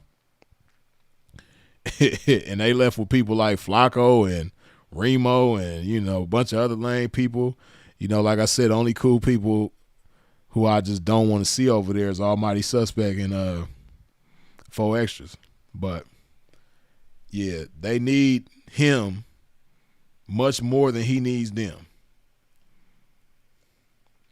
Right, exactly. He don't drink, like Mac O say, that nigga don't drink. He don't smoke or drink either. That's major in 2025. For real. You know what I mean? Like, you ain't got to worry about him, you know, being on drugs and being irresponsible and, like, you know, he like to work out. You know what I mean? Like, you know, and that's for sure. Like, that's one thing I would do. I would start a fitness channel with, it would be me and him on there. Hey, I probably should reach out to him and get at him about that, man. Cause, hey, man, me and 4 Extras with a fitness channel, oh man, we gonna blow up. Shit, I'm talking shit, man. I'm putting it in the air where it's fair though, man. Hey, if me and that man had a fitness channel, boy, that shit would go hard.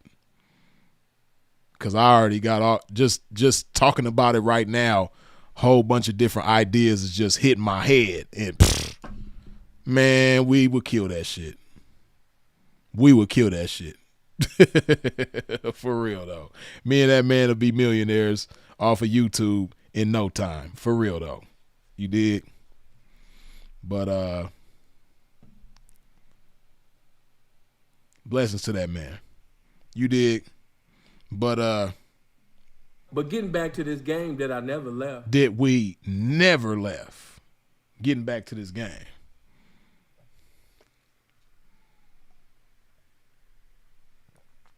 That 304 called weakness, man, she been breaking on a lot of y'all, man. You know, she been breaking on you through food, breaking you for your health, breaking you for your wellness, breaking you for your fitness through the food. You know, and for some of y'all that like to be in the gym and that are into fitness, hey, that 304 called weakness, man, she been breaking on you through the steroids, man. You know, compromising your organs, compromising your health, you know, putting your life on the line, playing Russian roulette with your life through the steroids. Hey, she been breaking on you, man. And, man, the drugs and alcohol.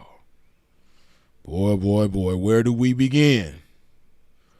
That 304 called weakness, man. Hey, she got a lot of y'all in the headlock with the drugs and the alcohol, man. You know.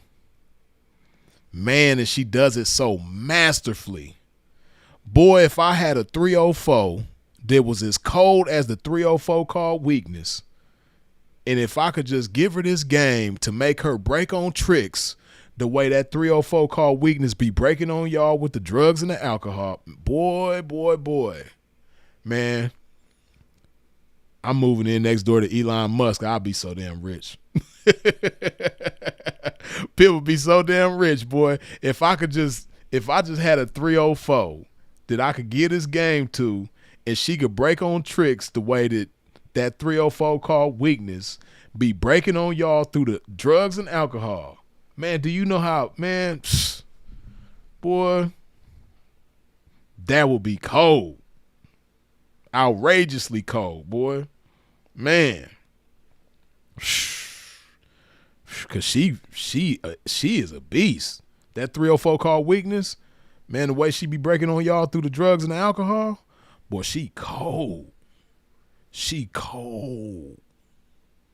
Man. Because, you know, she does it in such a way because it's through sensation, right?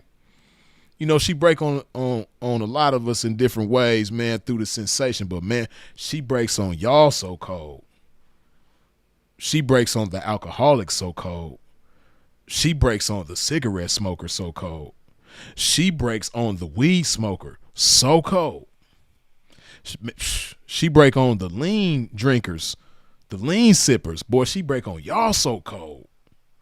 Man, the cocaine, the powder snip. Boy, she breaking on y'all so cold. Hey, man, the pill poppers, oh, my goodness. That 304 called weakness, boy, she breaking on y'all so viciously. My God. Man. The Molly poppers, the perk poppers. Sheesh. And then she cutting everything with fentanyl too. Man, she breaking on y'all, not just for your money, but for your health. She breaking on you for your money and your health. Man, she leaving a lot of y'all broken, high, and unhealthy. Physically unhealthy, mentally unhealthy, driving you crazy. That 304 called weakness, boy. Hey, man, you know, let's talk about the most common way that she breaks on you through substances, right? The most accepted way that she breaks on you, the legal way that she breaks on you, this, you know, on the right side of the law, which is with the marijuana, man. Boy, that 304 called weakness, man, she break on some of y'all so cold. Man, a lot of y'all, you can't even function. You gonna have a terrible day if you have to go one day without smoking. That is going to be a terrible day. Man, she got y'all in such a cold headlock, man. You can't even eat food. You don't even have an appetite. You cannot even eat something that you need to do to live. You can't even eat unless you smoke first. Some of y'all will be hungry all day. If you wake up at 8 o'clock this morning, but you can't smoke no weed till 8 o'clock tonight, you going to be hungry till 8 o'clock tonight. You're not even going to be, you'll be hungry, but you ain't even going to have an appetite. You're not even going to be able to eat until you get some weed. Man, that 304 called weakness, boy, she got you in a cold position. That is crazy. If you really just think about it, right? You know, to those of us who don't smoke weed, that just sounds insane. What? You mean they can't eat unless they smoke first? And if they don't have any weed to smoke, then they just not gonna eat? Man, it's so many 304s like that. Imagine being a 304 getting broke on by a 304 called weakness. You a 304. It's your job to go out there and break on tricks, but you know that 304 called weakness, she's breaking on you through the weed, right? To where you can't eat. You can't even get up and, you know, get yourself together, take a shower, shave, do your makeup, just get yourself together, get dressed, do your hair. You can't even do none of that until you smoke first. That is crazy. Let alone go out there, handle your business, you know, do some 304ing. You can't even function. You just shut down if you don't have any weed. Boy, that 304 called weakness, she got you cold. Right? She got you cold. Man. And see, what a lot of y'all don't understand because you're so young, you know, you haven't been around long enough, man. Hey, this weed ain't even weed no more. That shit's something else. I would be scared to smoke the weed that they have in these times. Weed ain't even supposed to be that powerful. You know what I mean? That shit is something else. You know, like the type of weed that they got nowadays, man. This shit is crazy. But yeah, you know, and a lot of you fellas, y'all ain't no different. It ain't just the ladies that's like that. It's a lot of y'all fellas that's like that. You can't do nothing. You're going to be a lazy bum today if you can't smoke no weed. You're going to be on your R. Kelly. You can't sleep. You can't eat. You know what I mean? You can't do nothing without the weed in your life. For real. Like any time that you have to that you have a dependency on something to that extent, that is so weak. You have become so weak for the weed because that 304 called weakness is just breaking you for all your strength to the point where you can't even fight against the sensation of having weed for the sake of functioning today. You can't fight against the sensation for the sake of taking a bath, shaving, eating, working, doing whatever it is that you need to do. You know what I mean? A lot of y'all that work out every day, you can't even work out. You can't even go to the gym unless you smoke a blunt before you work out. Now that is crazy. Trust me, I see it. It's a lot of y'all that might go to the gym today and you had to smoke a blunt first. You can't, that's your pre-workout. Some people have a pre-workout drink, but a lot of y'all, your pre-workout is a blunt. You can't even go in the gym and work out unless you smoke a blunt first. Now, it's bad enough that how counterproductive that is. You know what I mean? Because you punishing your lungs in a way that, man, I love my lungs.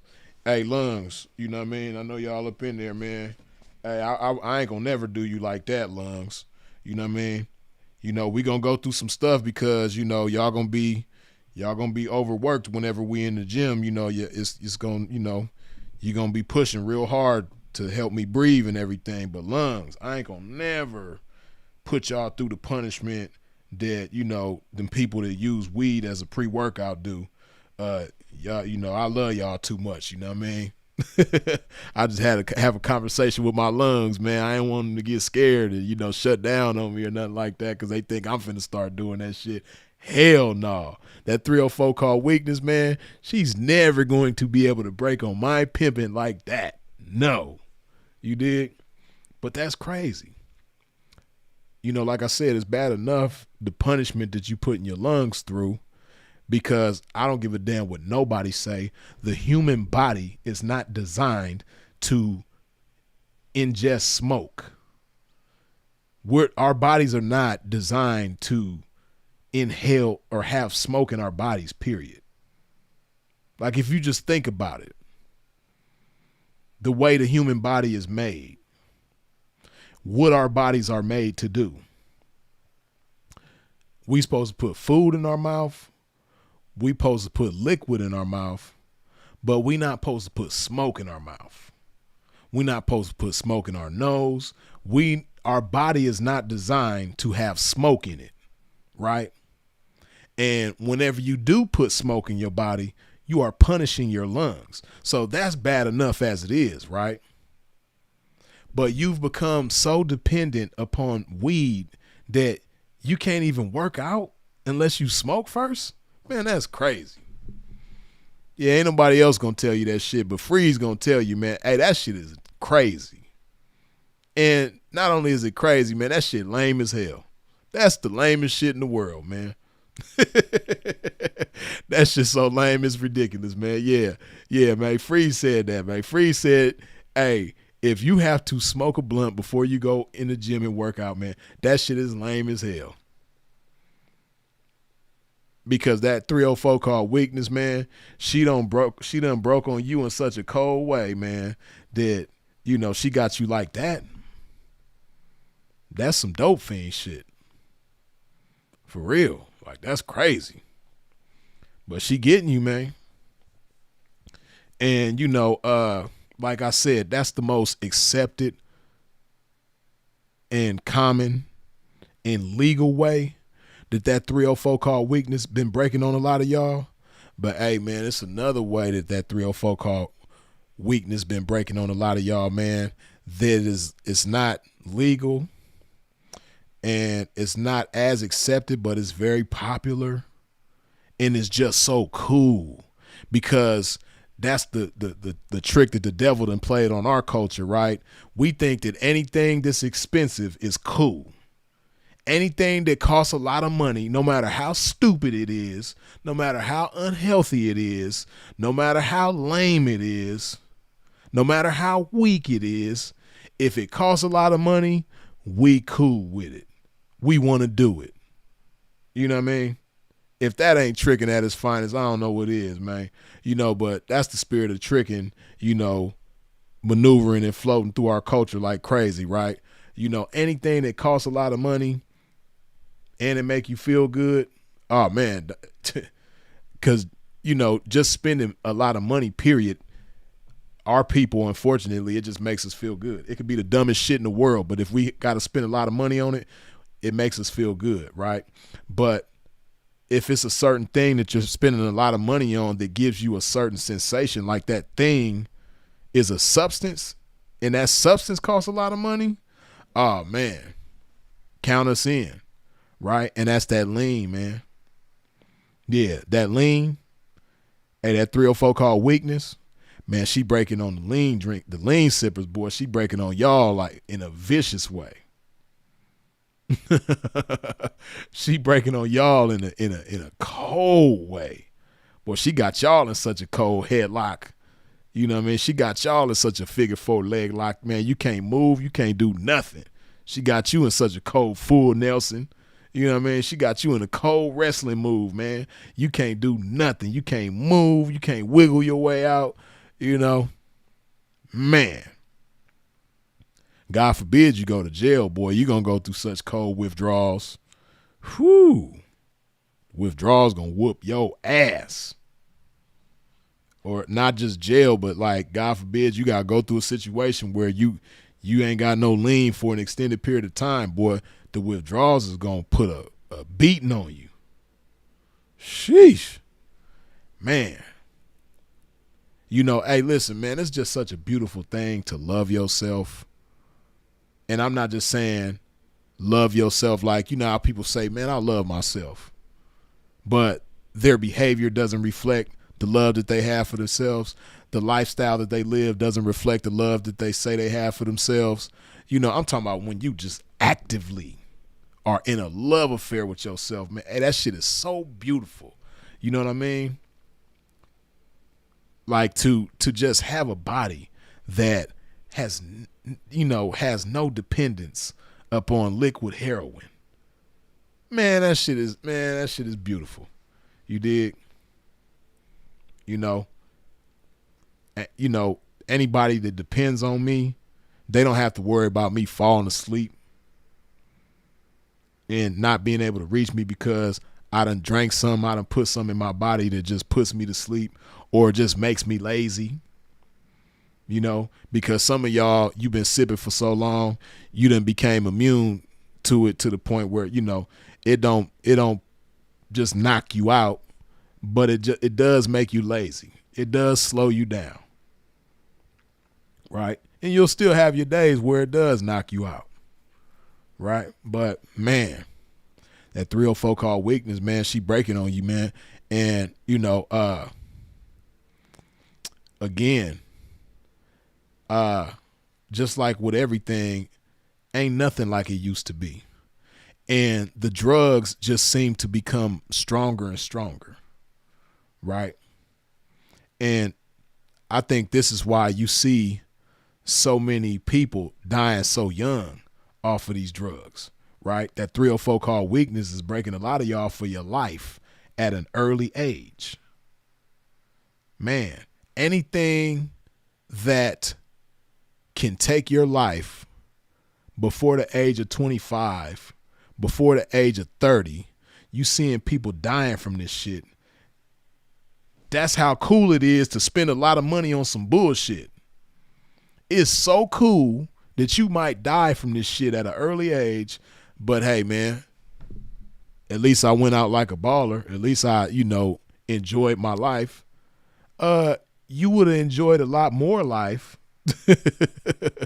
a much longer life, if you never picked that shit up and, or if you were able to eventually put it down. You dig?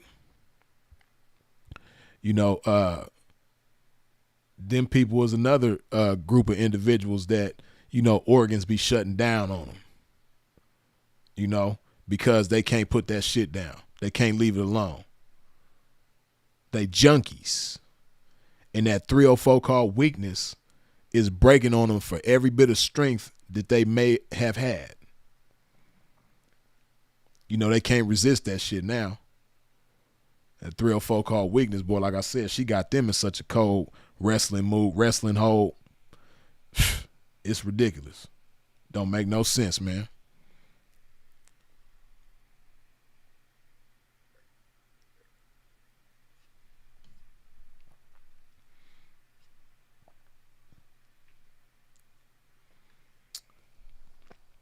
And see, what a lot of y'all don't understand, who letting the 304 called weakness break on you for all different kinds of strengths, right? Is that it's stunting your greatness. For anybody who may think that, when I get high, you might be a rapper or a singer or an artist. You might be creative in some type of artistic way, and you might make money for your art, right?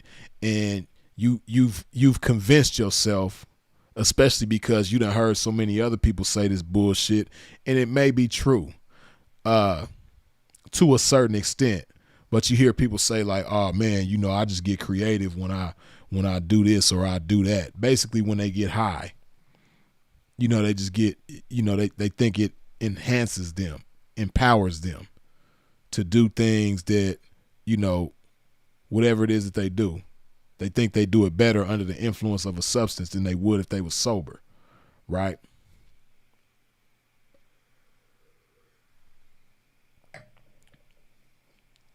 But see, what people don't understand is the power of the mind. The power of the mind is so incredible. Man, the power of the mind is so beautiful. I don't even know how powerful the mind is.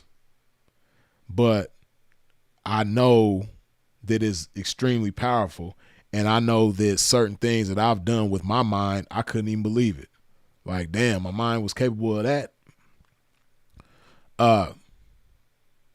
And what people don't know is, your mind is like a muscle.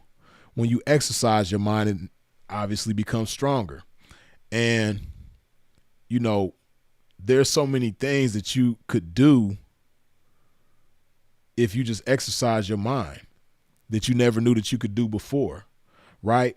And any substance that you use to reach a certain point mentally and emotionally, you can reach that point without the substance. It's just most people aren't inclined to exercise and learn their mind to that point.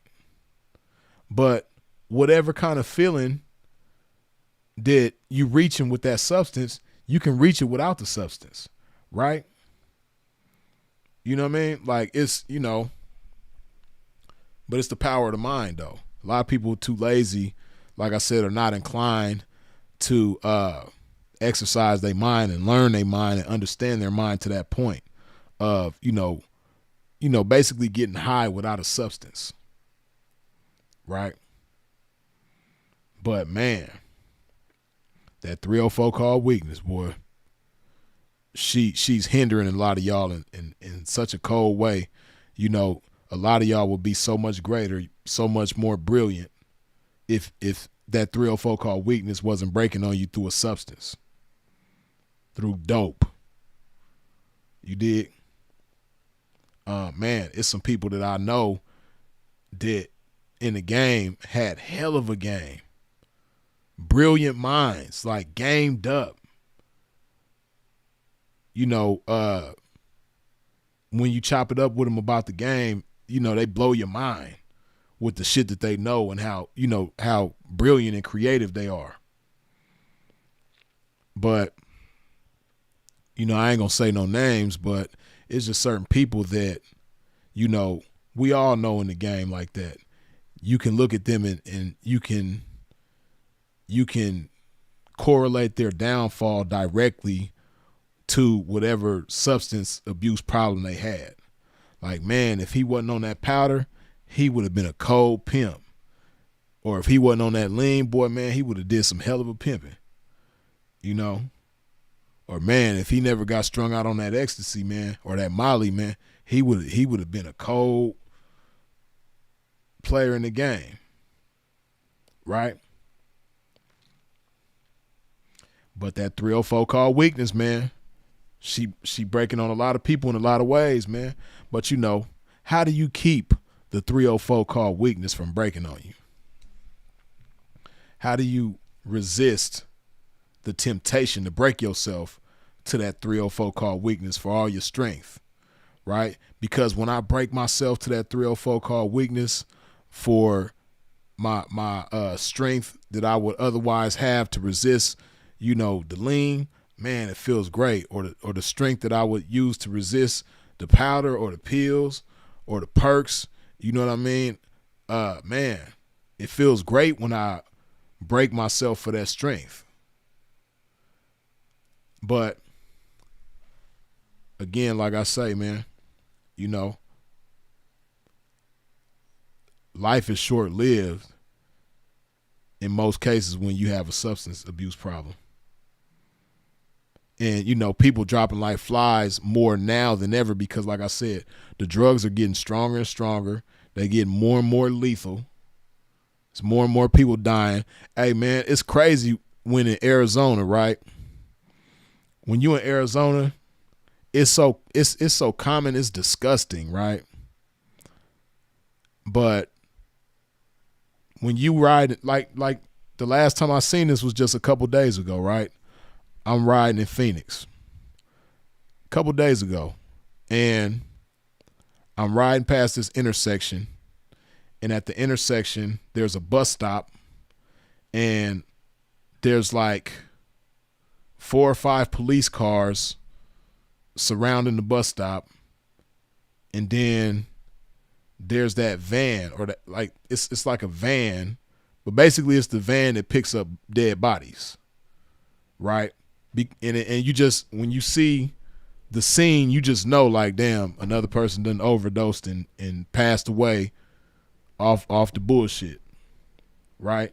But you see that shit so much in Arizona, it's crazy. It's crazy how common it is to see that scene that I just described. It's happening every day out here. You dig? To good people too. Like, it's unfortunate because, you know, me, when I see people strung out on the streets and they homeless and they crazy and they talking to themselves and doing wild shit and, you know, just, you know, living real messed up, I always keep in mind that, you know, that might be somebody's mama or that might be somebody's father. It's definitely somebody's child, you know, somebody's uncle, auntie, niece, nephew. You know, it's a human being that somebody out there loves, right? Even if they may have forgotten who loves them and they not in tune and not, you know, connected to the people that love them because they so deep off into the addiction and deep off into the streets. But, you know, a lot of these people are good people, man. You know, they just unfortunately made a bad decision, and that bad decision led to a lifestyle of daily bad decisions. But, you know, at the end of the day, they still people, right? And it's just unfortunate, man. You know, I don't wish bad on people, and especially people who allow that 304 called weakness to break on them to that extent, right? And that fentanyl, man, you know, like I said, they don't make nothing like they used to. And these drugs are becoming more and more lethal. Hey, that fentanyl, man, they putting that shit in everything. They spreading fentanyl through everything. You know, if you like to toot that powder, it's a good chance that the pack that you get might be laced with fentanyl. If you buy some weed off the street, it's a good chance that it's laced with fentanyl.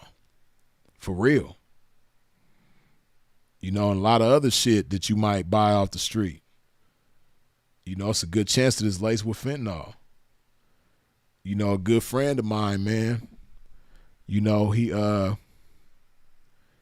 he got out the feds, and when he got out the feds, he was kind of down bad, and he never really got on his feet. So this is somebody who used to work out every day, eat healthy, took great care of himself, and then he was locked up. So even during the time that he was locked up, he was still working out, in great shape. Got out the feds, man, and got mixed up with the wrong people, picked up an addiction. That 304 called weakness was breaking on him through the addiction. So, next thing you know, he out homeless, he, sleeping in tents and shit like that. And he go to get high with somebody. And he's not knowing that, what he's thinking he's about to ingest is laced with fentanyl. Unalive, he out of there. You dig? With that shit, all it takes is one time to misuse it, and you out of there, right? So hopefully somebody sees this, and this saves them from letting that 304 called weakness break on them through a substance, right? This is why I'm so appreciative that God has blessed me the way that he has to be an example of so many good things to whoever comes across my content, right? Because, you may look at me as a low down dirty pimp and scum of the earth, whatever, street person, whatever, but one thing for sure is that I'm an example of self-love. I'm an example of responsibility. I'm an example of self-discipline, high self-discipline. I'm an example of high self-esteem, and I'm an example of somebody who could withstand pressure like no other, right? And, this is why it's important to never judge a book by its cover, because like I said, I don't have any substance abuse issues. That 304 called weakness, she ain't breaking on me through food. She not breaking on me through drugs. She not breaking on me through alcohol. She not breaking on me through tobacco. She not breaking on me through none of that, right? And I'm in the streets. But, some of your pastors, some of your lawyers, some of your judges, some of your politicians, some of these upstanding citizens of society, hey, that 304 called weakness, man, she breaking on a lot of them through substances, through the D-rugs. She breaking on a lot of them. You know what I mean? A lot of them lawyers, she breaking on them through the D-rugs. That 304 called weakness, man, she breaking on a lot of judges through the D-rugs. You dig? A lot of politicians that you voted for, she breaking on them through the D-rugs. Yeah. A lot of them police officers, man. I just seen a video. Y'all probably seen it too, man. It was a video floating around. I want to say they were in Sacramento. They were somewhere in Northern California. I want to say it was Sacramento, but if not, I do know for sure it was in Northern California. But was it Sacramento? It might not have been Sac, but it's a video floating around. It's an officer, right? Police officer. He's in the bathroom. His partner thought he went in there to take a dump. So he was in there for a minute. The partner going to the bathroom, and dude was on his back. I can't even demonstrate the way he was laying, but he was on his knees on his back, stuck. You know what I mean? Smoking blues. The police. Smoking blues. Right? And for those of y'all who don't know what blues is, it's fentanyl. Smoking blues. The police. in a public, well, I don't know if it's a public restroom. I don't know if that was the police station. I can't remember. But he's in a restroom where, people frequent. A restroom accessible to a lot of people. This man was in there stuck off the blues, on his knees, on his back. And then after they did some investigating, they come to find out what he was doing was he would catch dope fiends on the street, people that, smoking blues. He'll catch them and then break them for the drugs and let them go. Like, hey, man, what you got? He's doing this on camera. His body cam is showing him pulling up like every other day. He pulling up on different drug addicts in the street and, hey, man, what you got there? Go ahead and give me that. I'll let you go. I ain't gonna give you a ticket. I ain't gonna take it. I think some of them he was giving tickets, but he wasn't taking none of them to jail. Right? But that will be his like play, what you got there, man? And, oh, man, I just got, and they'll break the foil out with the pills and the straw and all of that, and they'll give it to him and he'll let him go. He was doing this like all around town, like every other day, and that same day he had broke on somebody for their fentanyl. They showed the video where earlier that day he pulled up on this dude. I think he was at a gas station or something. And he like, hey, man, what you doing over here? And dude was like, oh, he said he was getting ready to go do something. I can't remember. But the officer like, you got anything on you you're not supposed to have? And dude was honest with him. He was like, well, yeah, I got whoop-de-whoop. He pulled the shit out. And the officer was like, yeah, give me that, man. You ain't supposed to have that. Give me that, but I'm going to let you go, though. I'm going to give you a pass this time. I'm going to let you go. And do you know this man smoked that man's dope and was passed out? Well, I don't even know if he was passed out, but he was like stuck on his knees, on his back.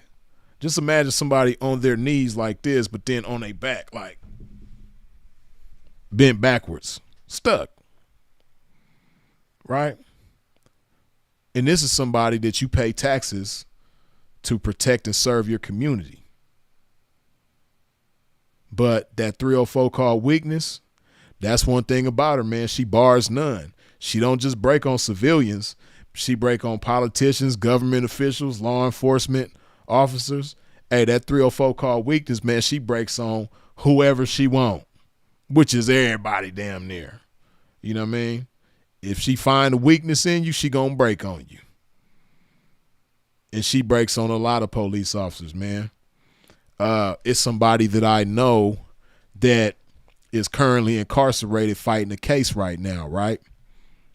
Man, the lead detectives on his case was a male and female detective, right?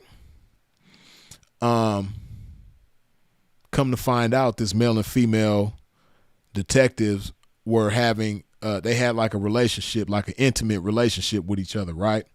So the male detective of the two, they stayed in the same apartment building, like upstairs, downstairs from each other, I believe, something like, but whatever the case, they both had an apartment in each in the same building, the male and female detective.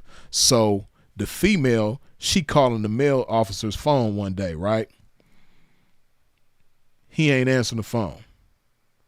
So she got a key to his apartment. So after so long of not hearing from him not answering his phone, which I imagine was unusual for him, she goes to his crib, find him in there unalived. Come to find out, he was smoking blues. He was on that fent.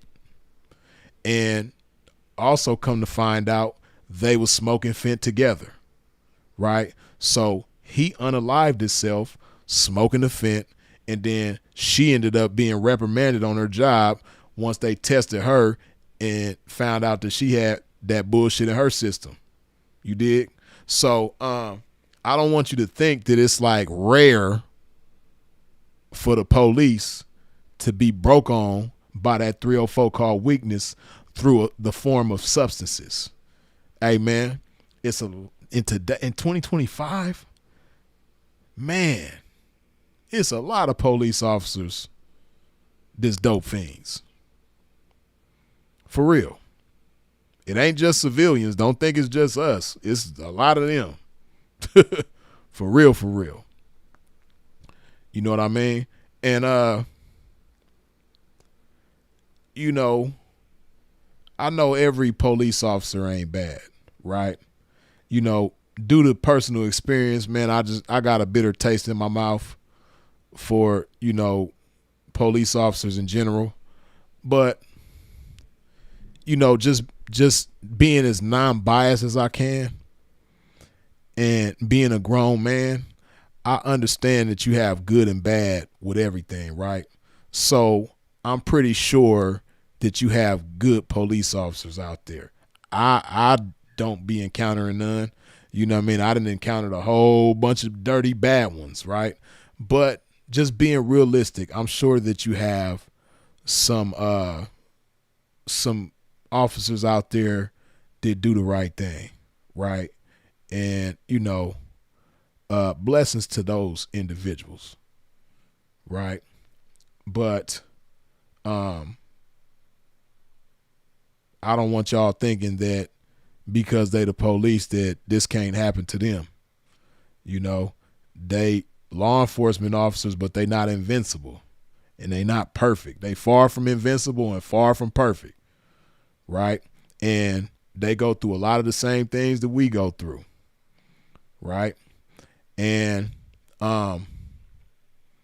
one thing that is scary to me is, you know, a law enforcement officer whose job it is to technically protect and serve the community that is getting broke on by that 304 called weakness through a substance, right? They falling weak to the fentanyl. They falling weak to the crystal meth. That's scary. The police out there high, riding around, dealing with civilians, that's scary. Man. So, you know, like I said, don't think it's just you. Don't think it's just us. You know, a lot of your judges, a lot of your prosecutors, a lot of your politicians, a lot of your pastors, you know, deacons and, you know, people in the church. It's crazy, man. It's crazy. Right, with guns. Can you imagine? That's crazy. That's scary. Man, I hope none of us never have to deal with that. Man. I hope none of us have to ever deal with that. That's crazy.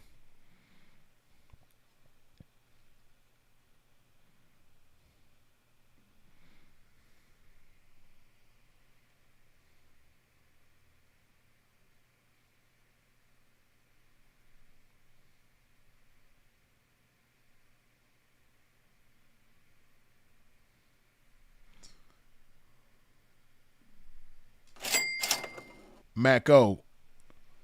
Oh wait. Why did it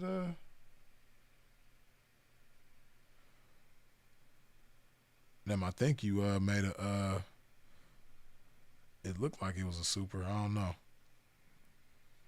But you said Adam spiraling on that corno shit. That nigga gay. Can't tell me he ain't. Yeah, I don't disagree with you on that, Mako. I don't disagree with you on that for sure.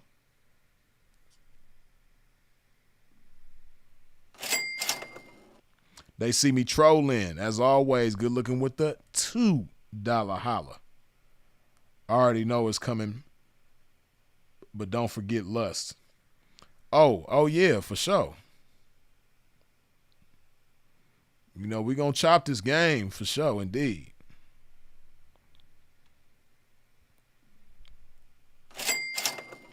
Game wise, good looking with the $10 holla. Using drugs to cultivate a spiritual connection is different. The problem is when you wrap your spirit around an external substance instead of wrapping it around the game within yourself. Yeah, it goes on. That's for sure. You already know, but good looking. Mike Womack, good looking with the $2 holla.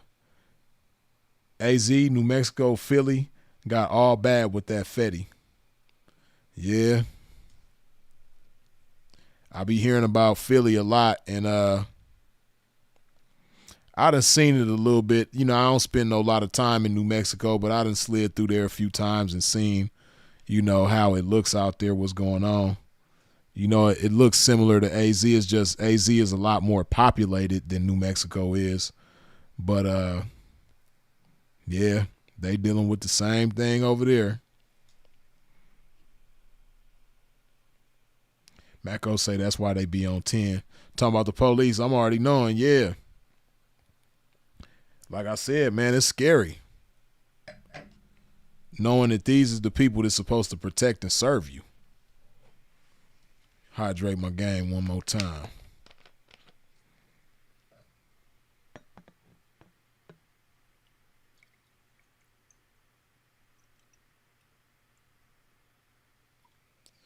But, you know, blessings to the law enforcement people that are not getting broke on by that 304 called weakness through substances, that are not addicted to substances and going to work and being high on the job. That's crazy.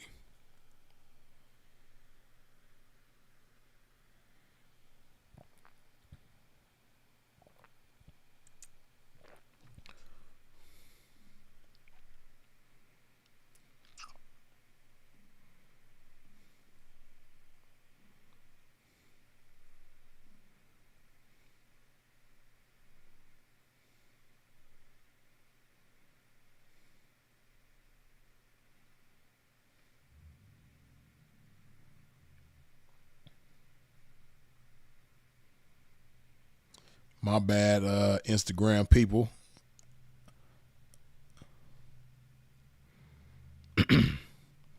I ain't been reading your questions and things and comments and things like that.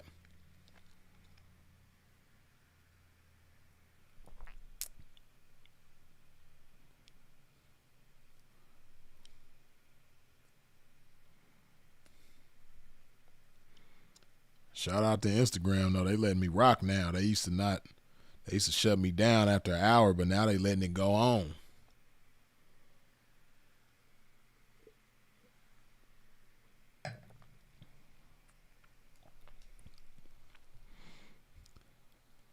Hollywood 662 says, question, how do you maintain discipline? Well, you know, for sure, it's going to be difficult to maintain discipline without purpose, right? You got to have a strong why, right? A lot of people endeavor to do things and they don't even know why they're doing it, right? Let alone having a strong why. They don't have a why at all, right? So, you got to ask yourself, you know, why? What is your why? You know, what is it, in what type of regard are you endeavoring to have self-discipline? And then what is your why behind it? Like, why are you doing it? You know, and one thing that's ideal is to have a why that's bigger than yourself, right? When you have a why that serves other people beyond just yourself, right? A why that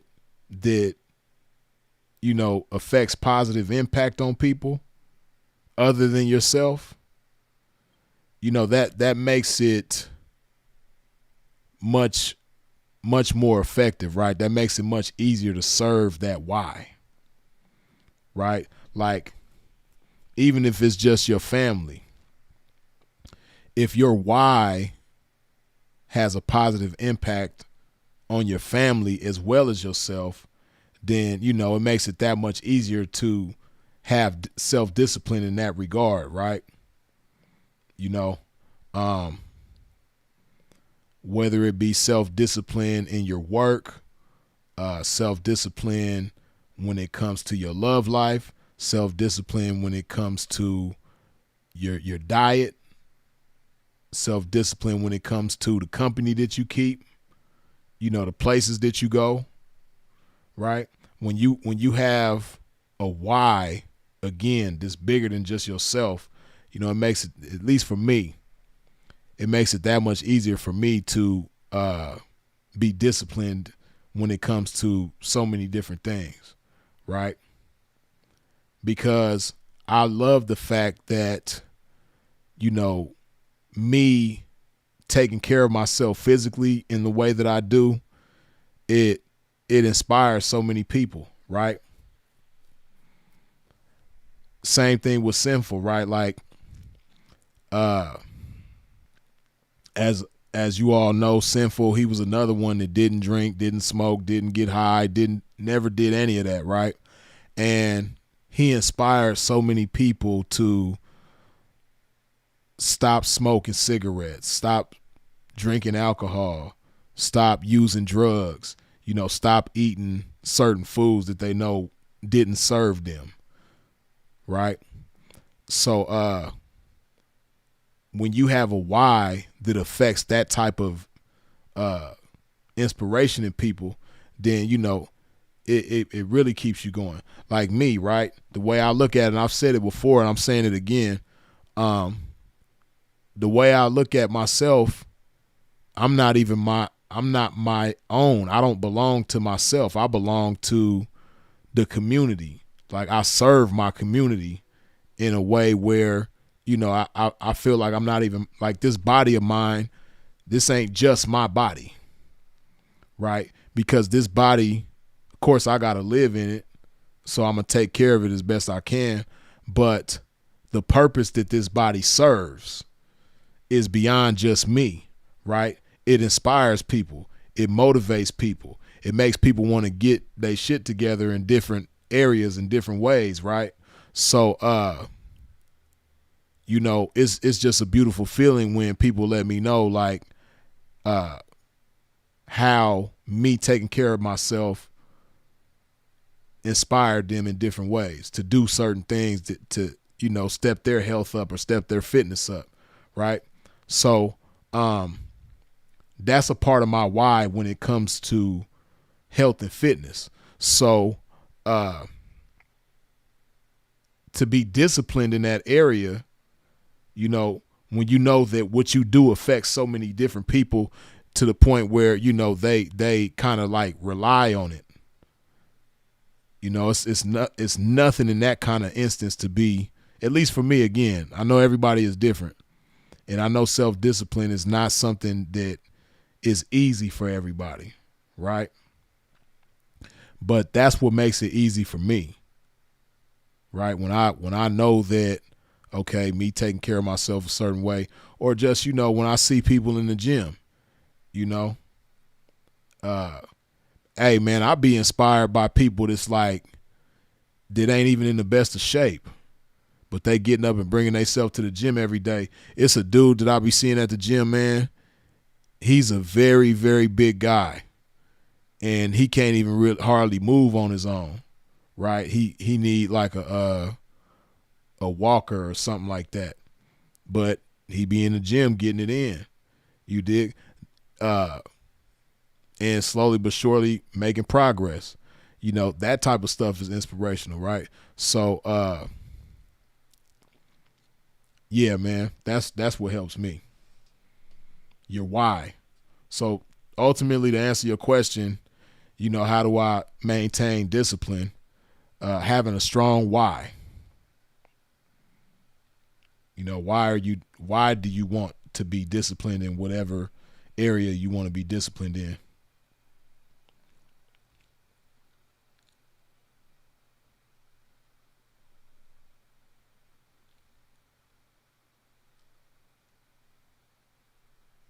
Right, see?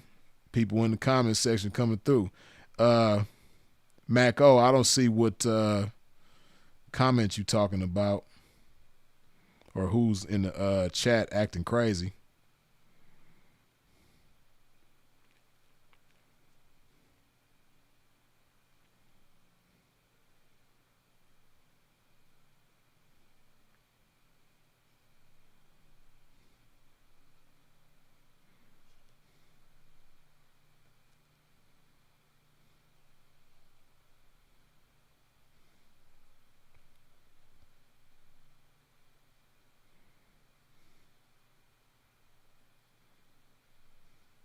Just reading these comments, excuse my pimping.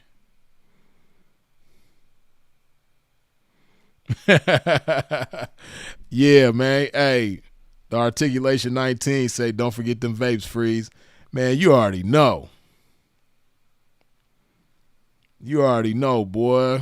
Psh, man. The vapes is something else. That 304 called weakness, boy, she got the people that people that be on them vapes. She probably got them in a more vicious wrestling hold than she does anybody else with any other substance, man.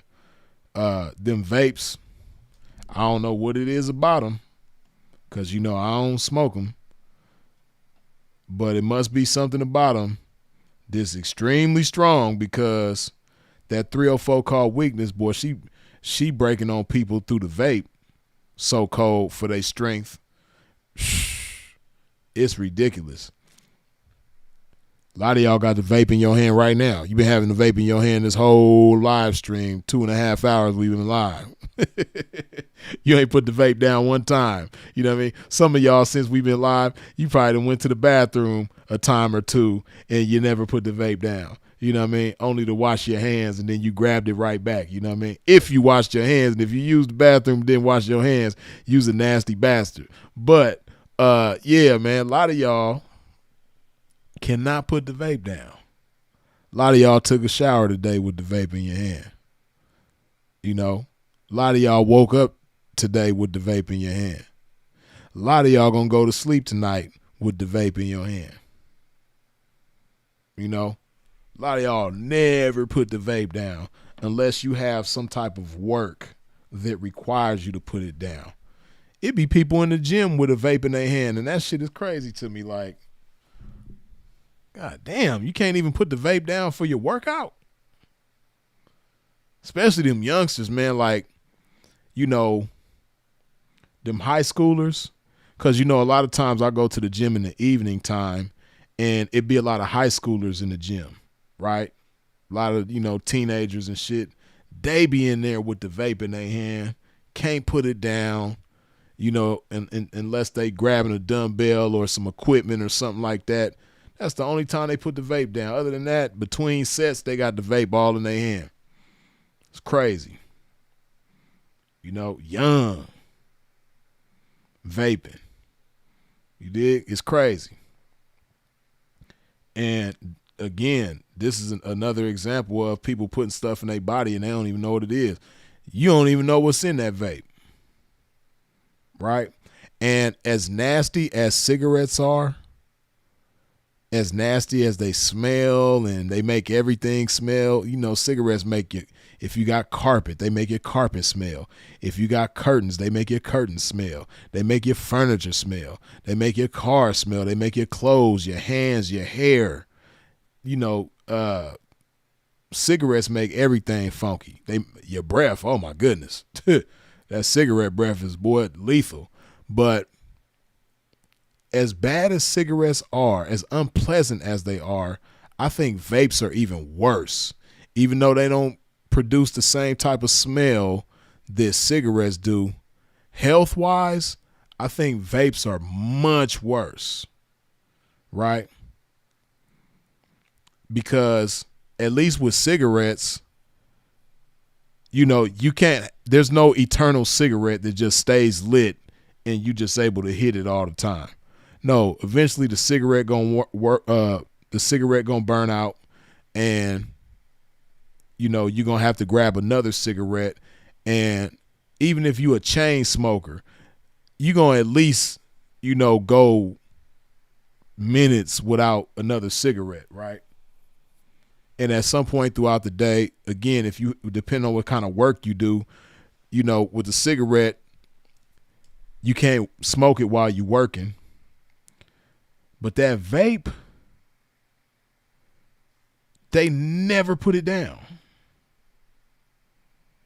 And you ought to be ashamed of yourself if you vape and that thing got 5,000 puffs on it and you go through them 5,000 puffs in like 2 or 3 days. That is crazy. Can you imagine a cigarette smoker smoking 1,000 puffs in a day or 500 puffs in a day? That's crazy. But them vape smokers, they do that. I mean, not 5,000, 1,000 or 500. 500 puffs in a day. Them vape smokers, they doing that. For sure. And it sounds like a lot. It sounds hard to do. Like, dang, freeze 500 puffs in a day? That's crazy. They doing it. They going through thousands of puffs over the course of a few days. That can't be healthy. We already know smoking ain't healthy, but like that can't even be safe. That got to be hazardous. That, like, just the thought of it is like, ugh. Again, like I said, cigarettes are unpleasant, but I don't think, as far as health goes, I don't think cigarettes even in the same ballpark with that vape. That shit is so unhealthy. And then not only is it unhealthy, but it's unattractive. It's just like, ugh. Maybe because I have so much self-discipline, I probably see it differently than other people do. But the vape is it's just a sign of like extreme weakness. You got to be an extremely weak person to have something in your hand all the time and you don't never put that shit down. You don't never put it in your purse, or if you a man, you don't never put it in your pocket. That shit is always in your hand. That shit is so unattractive. Like when I see chicks with vapes, it's just like, ugh. I don't even say nothing to a chick with a vape. You know what I mean? And, before I developed this stance that I have on vapes, I didn't really see it as such a big deal. And then too, like I said, because, it doesn't smell.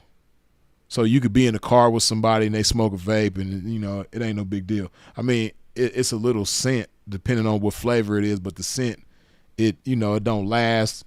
It don't have the car stinking, or if they in a house, it ain't gonna have the house stinking. So I didn't really think it was like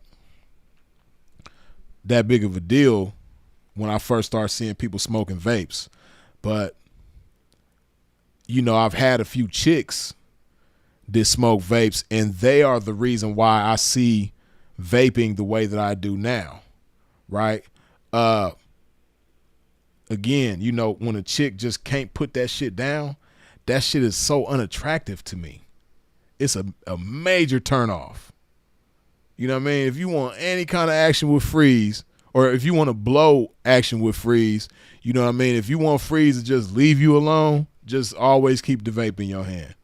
And that's the best way to keep me away from you. I don't give a damn how fine you are. I don't give a damn, how much money you make, or, I don't care about none of that. Keep the vape in your hand. And that's the best way. That's the best freeze repellent that you could have. Keep the vape in your hand. And I'm going to stay away. You dig? But, yeah, that shit is just so unattractive. And then another thing too, now this probably gonna sting a lot of y'all, but it's just my observation. It's just what I tend to notice. The females who are letting that 304 called weakness break on them through the vape, they usually have a stronger substance abuse problem, right? Like how they say where there's smoke, there's fire. Usually where there's vape, there's, a dope fiend. It's just been my experience. My observation is extremely common for a chick who can't put the vape down. She most likely got another problem that she don't want everybody to know about.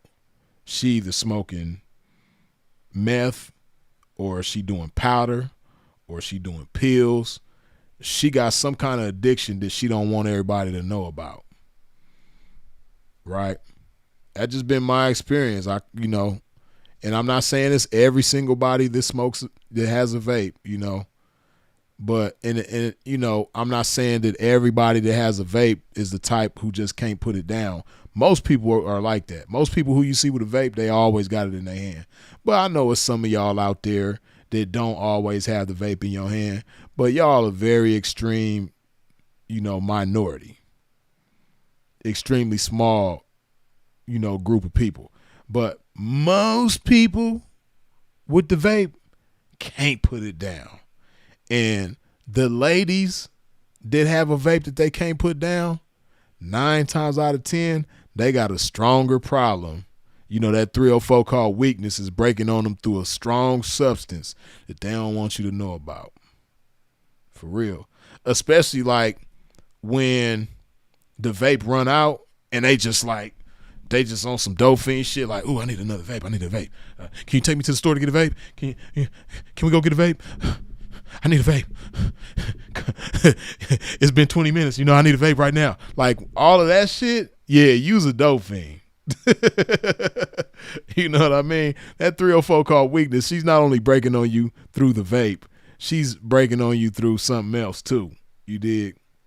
Powder, pills, meth, something. And it's a shame. It's crazy. It's very disappointing.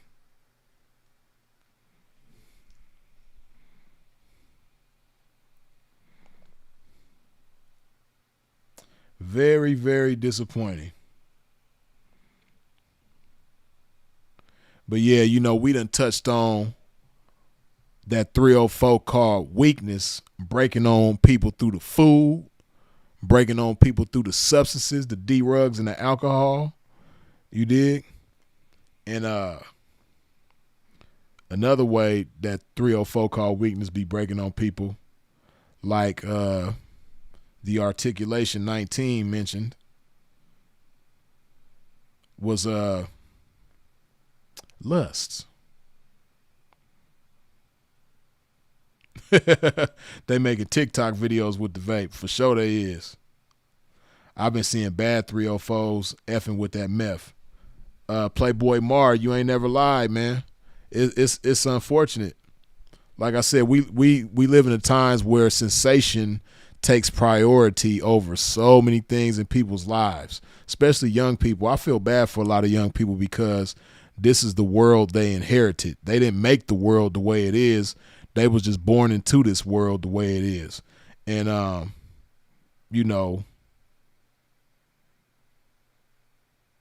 most people that are young nowadays are just, everybody around them is just sensation. It's just breaking their neck to just feel good. Everything is about feeling good. Can't put the video games down. Can't put the vape down. Can't put the TikTok down. And a bunch of other shit too. Can't put the meth down. Can't put the fentanyl down. Like I said, this is just the world that they was born into. They didn't design the world this way. But that's all they know is being addicted to something, some type of sensation, right? And those sensations take priority over everything. They'll be hungry for the sake of sensation. They'll sacrifice sleep for the sake of sensation. They'll be uncomfortable to reach whatever sensation that they need to reach. Like, it's crazy. I remember one time I was at my sister's house, right? And my niece she was losing her mind because, and she was a teenager at the time. She was probably like 13 or 14, something like that. But she was going crazy because, you know, the Wi-Fi was down in that area where my sister lived at the time. They was doing some work on the towers or something like that, and they didn't have no Wi-Fi at the house for like a couple of days or something like that. And my niece was losing her mind because she didn't have no Wi-Fi. Like, she really didn't know what to do with herself, right? Like I said, this is just the times that these kids come up in. Like, you know, if they don't have whatever sensation it is that, you know, makes them feel good, they can't even function, right? You know, kids don't go outside and play no more. You know, you know, their social skills is all messed up. You know, they just born into a messed up time, man. So, how you say you see a lot of bad ones messing with the meth, that's why, because, you know, unless they have like a strong influence that come from the old school raising them and, you know, teaching them not to be sensationalists, you know, for the most part, if they got, you know, parents that are always at work and don't really spend a lot of, you know, quality time with them to teach them, you know, how to be, you know, social media is raising a lot of kids now. You dig? So, and social media is all about sensationalism. It's all about feeling good. So, but yeah, that lust, man. You know, lust has a lot to do with everything that we talking about. You dig, and that's what that 304 called weakness. You know, that's a major one of her tools is lust. She breaking on you with, you know, many of the things that you lust for, right? See, some of y'all, not only do you lust for the intimacy of another person, but, you know, you lust for all kind of other shit too. You know, you lust for, like I said, these different sensations that we talking about. You lust for the alcohol. You lust for the substances. You lust for the food. And that 304 called weakness, man, she breaking on you so viciously that it's crazy.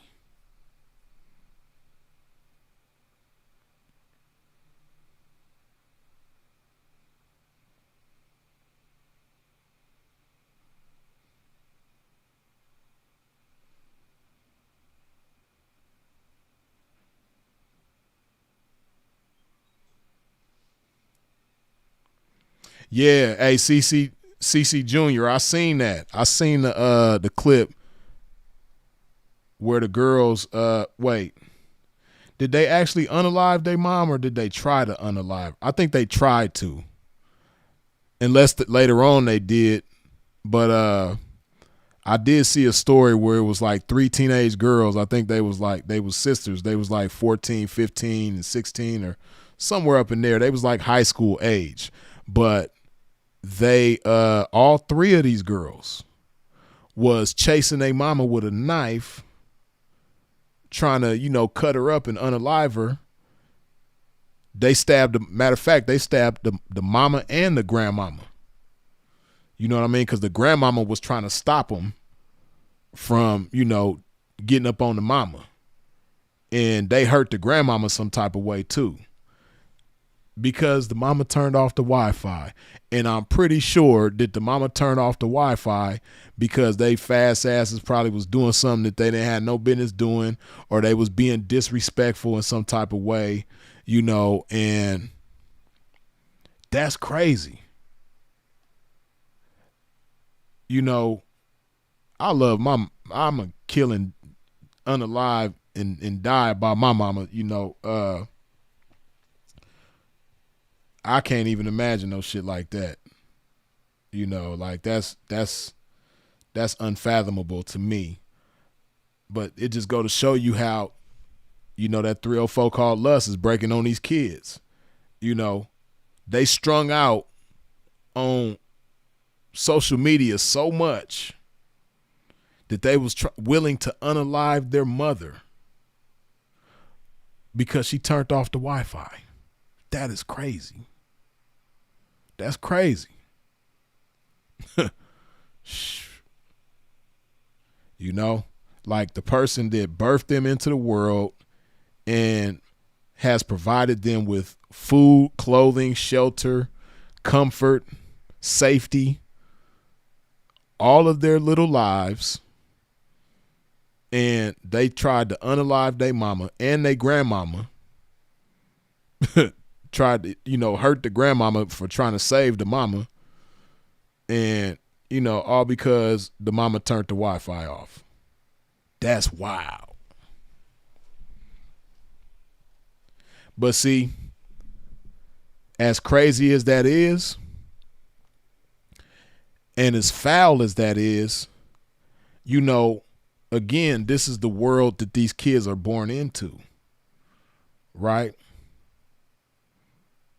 And everything around them, like if for a kid in today's times, everything around them encourages them to be weak. That's why I say that 304 called weakness, man, is just breaking on people like in an unbelievable way. Now more than ever, like I said, that 304 called weakness, she been around before all of us was born. But the rate that she's breaking on people nowadays is like no other, because everywhere you look, everywhere you go, everything you watch and listen to, everybody you talk to, weakness is just encouraged, right? And, like I've said before, being strong, being bold, being courageous, being a fighter. And I don't mean like a physical fighter, but just, having some fight in you, right? Fighting for what's right. Hey, man, ain't none of that shit encouraged. All of that type of stuff is frowned upon. What's championed nowadays is being a victim. What's championed nowadays is being a loser, right? We live in a time now where, if kids are competing in a sport or something like that, even a loser get a trophy. That's crazy. You know what I mean? Like, when I was a kid and I participated in sports and we lost, hey man, sometimes that's the best thing that can happen to a kid, is experiencing a loss in competition. Because if that kid was meant for any type of greatness, that loss is going to fire them up. Man, I used to be so fired up if we lost. Man, I'm going so hard the next time. Man, in practice, I'm acting a fool. Like, but now you get trophies when you lose. It's crazy. And see, another thing that's wrong with today's times, and why kids don't feel wrong in a lot of the things that they do, is because everything is okay. Everything is acceptable. Snitching is acceptable. Being a buster is acceptable. Being scandalous and trifling is acceptable. And not only is it acceptable, but it's encouraged, by the environment and everything in it and everything that you encounter. It's just encouraged to be weak and be a buster and be a sucker. Like, and a big part of what encourages it is the fact that there's not much of a difference between like what's right and what's wrong, what's morally correct and what's not morally correct. Like, everything is acceptable. Everything is acceptable to the point where, hey, I went to a restaurant in Denver, right? And it was one of them, that community, it was a plant-based restaurant, right? So that's what attracted me to the restaurant. Me and, a student of mine, we go to this restaurant because we was looking for a vegan restaurant, and it was a quote unquote plant-based restaurant. So this is what led us there, right? So we in the restaurant. I get up to go wash my hands. So I'm going to the restroom to go wash my hands, right? And it's an all gender restroom, right? To be politically correct for that community, right? So it's like there's one restroom for everybody, right? So I go in there to wash my hands. They got urinals, they got stalls, but this is one restroom that everybody uses, right? And a little girl comes in the restroom while I'm in there washing my hands. And I was like, first of all, I was just so glad that I wasn't actually using, I wasn't, taking a leak or nothing like that. But this is how it's set up. And, everybody in there just seemed to be okay with it. Hey, listen, I don't want to be nowhere, and needless to say, that was my last time going to that restaurant. But I don't want to be nowhere where, it's a restroom. I could see if it was like a one-person restroom where, it's one toilet, one sink, one person at a time, and, it's for everybody. I get that.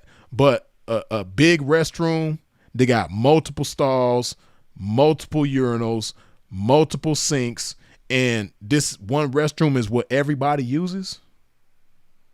And it's a grown ass man in there and a little girl come in there and everybody is just cool with that. That's crazy. I would never take my kids to no restaurant like that. But in today's times, everything is cool. There's nothing that's not cool except for, like I said, being strong, being courageous, being bold, being masculine. It's to the point now where they talking about masculinity is toxic. How in the hell do you have that? How in the world can masculinity be toxic? But, like I said, masculinity ain't cool. Boldness ain't cool. Shit, femininity ain't cool. Being strong ain't cool. Being courageous ain't cool. Being a conqueror ain't cool. Getting over shit and conquering shit ain't cool. It's more acceptable to be a survivor, to survive with whatever trauma. Hang on to the trauma. Don't get over the trauma. Don't alleviate the trauma, but hang on to the trauma, survive with the trauma, deal with the trauma. You know what I mean? Don't get over the mental illness. Don't eradicate the mental illness. Don't get rid of the mental illness. No, medicate the mental illness. Hang on to the mental, learn to live with, embrace the mental illness. You know what I mean? Like, it's crazy. Everything is cool. Every buster ass, weak ass thing is cool nowadays. Right? Shit that ain't supposed to be cool. Like, everything is acceptable.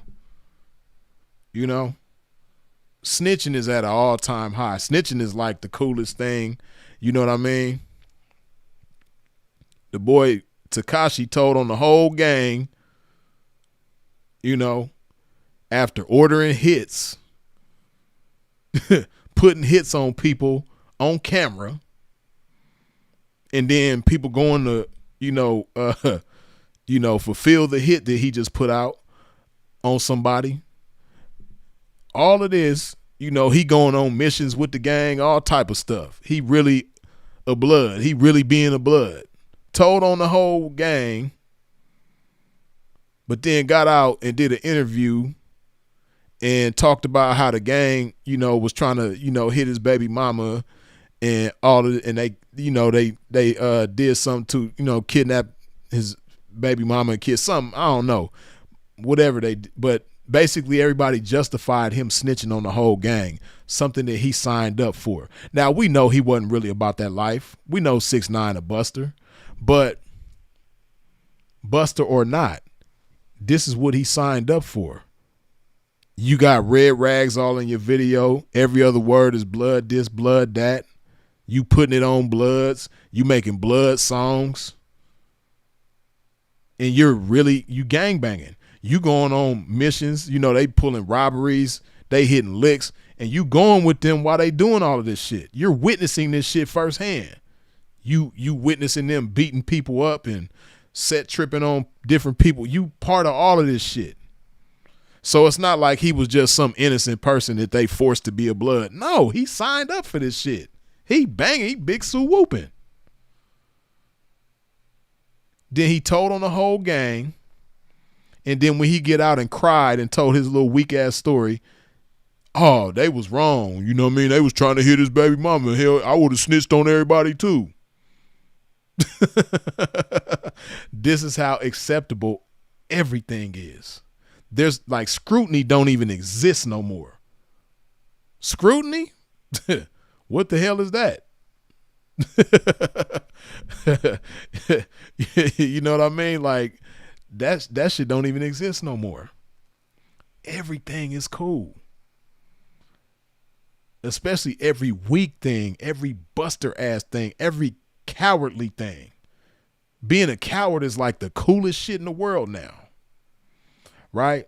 So I say all of that to say, you know, this is how that 304 called weakness gets to break on everybody the way that she does, because it's so cool to be weak.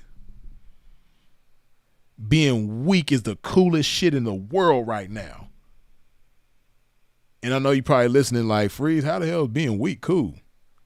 Man, it's the coolest shit in the world right now. It sounds weird. It sounds crazy. It sounds strange. It sounds irrational. It sounds foolish, but it's the damn truth. It is so cool to be weak nowadays. Being a coward is weak. You know, being a survivor, that shit is weak. You know what I mean? But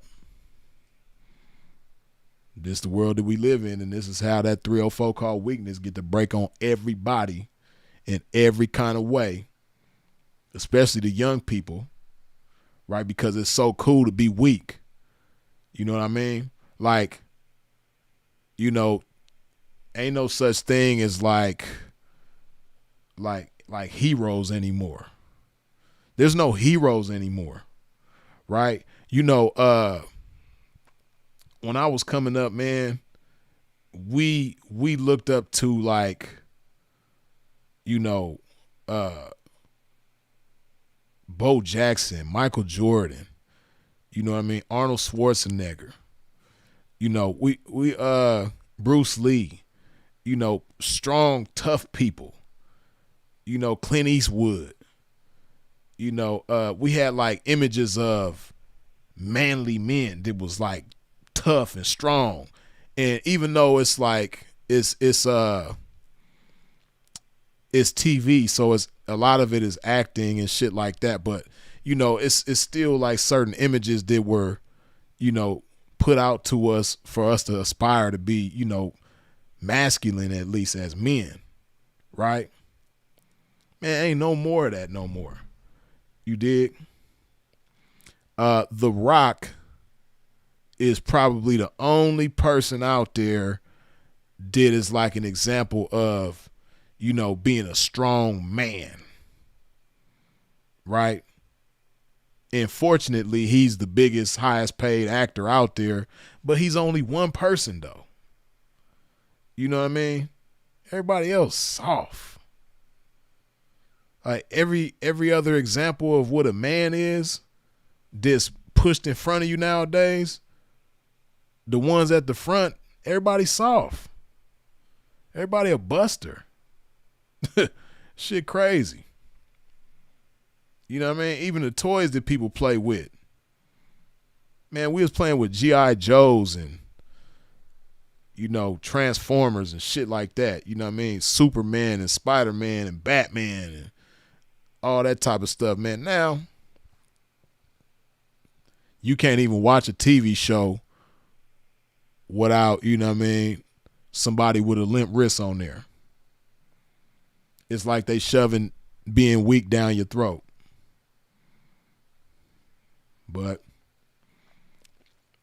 like I said, these are the times that we in, and that's why I can't really count it against young people for, constantly breaking themselves to that 304 called weakness, because that's the only thing they know. They don't know how to be strong. Ain't no examples of strength around them nowhere. All they know is being weak. They don't even know that being weak is being weak. They don't even know they being weak. That's all they know. This generation, I feel bad for them because, this is the most depressed generation of young people ever. This is the most mentally ill generation of young people ever. This is the most victimized generation of young people ever. And it's because all of that type of stuff is encouraged. So,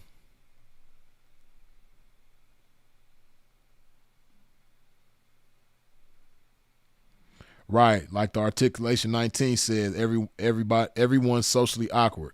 Yeah, they socially awkward because social media makes you socially awkward. If all you know socially is social media, then when it comes time to be physically social, you're going to be awkward in most cases, right?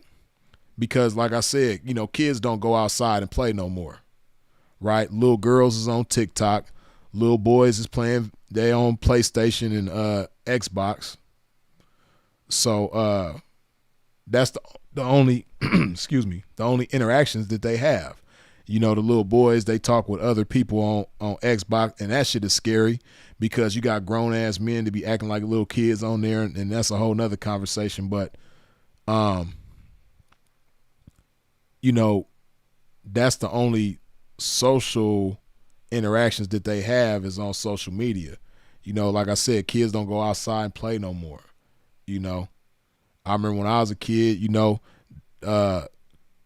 we couldn't wait to finish our homework so we can go outside because we had to finish our homework before we could go outside, right? So we couldn't wait to do that, and me, that was the number one reason why I stayed in trouble, because I'm always staying outside past, when the street lights come on. I'm staying outside past the time that I'm supposed to be in the house all the time. You know what I mean? I'm always at the park playing basketball after dark. And that's why I stayed in trouble. You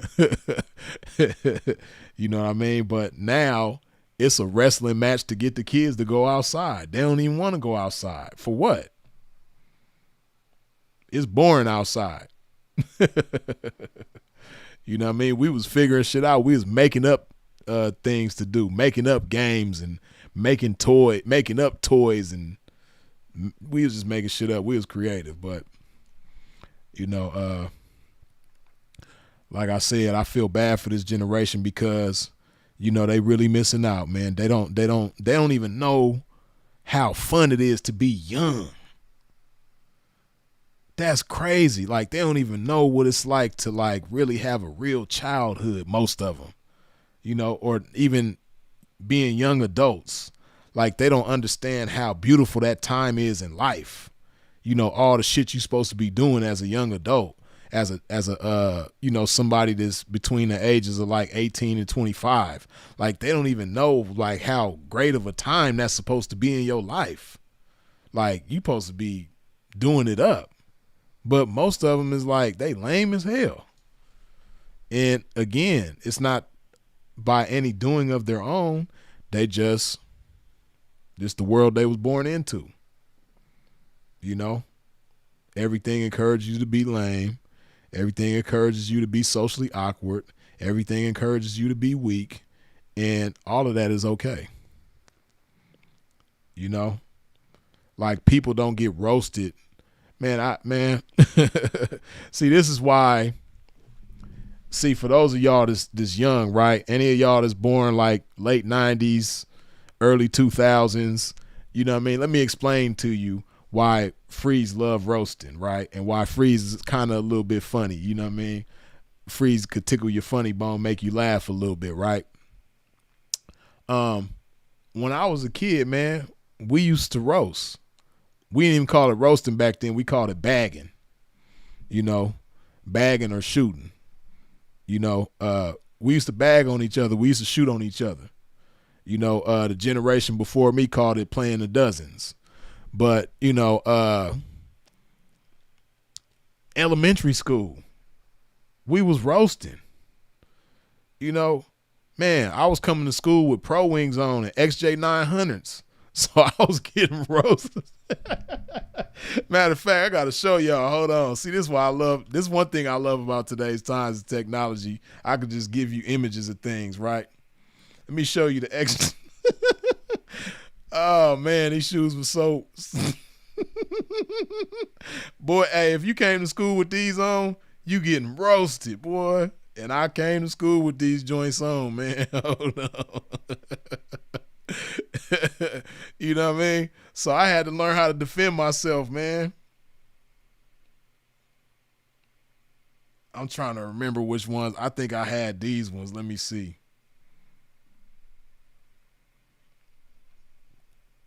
I don't know if it's going to let me.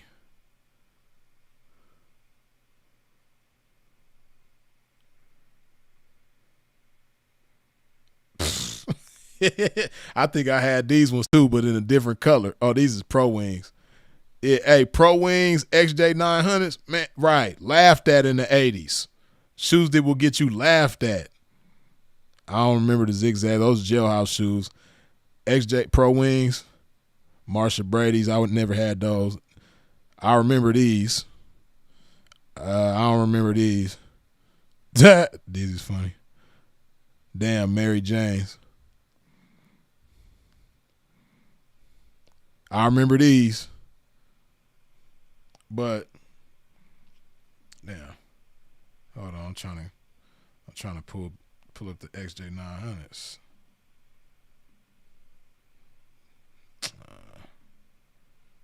Damn.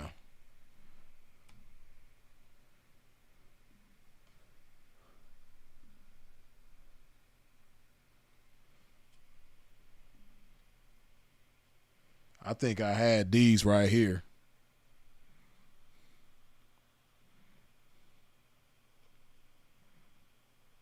Damn, these the girl ones. Hey, but hey, man, shout out to my 80s babies, man. Y'all already. Hey, man. Hey, listen. Matter of fact, I'm going to show you all the things that we used to get roasted about. Because we wasn't just getting roasted about them shoes. Hold on. Let me show you what else you getting roasted about back in the days. If you had these. If your mama send you to the store like this, man, you getting roasted. Hold on. Yeah.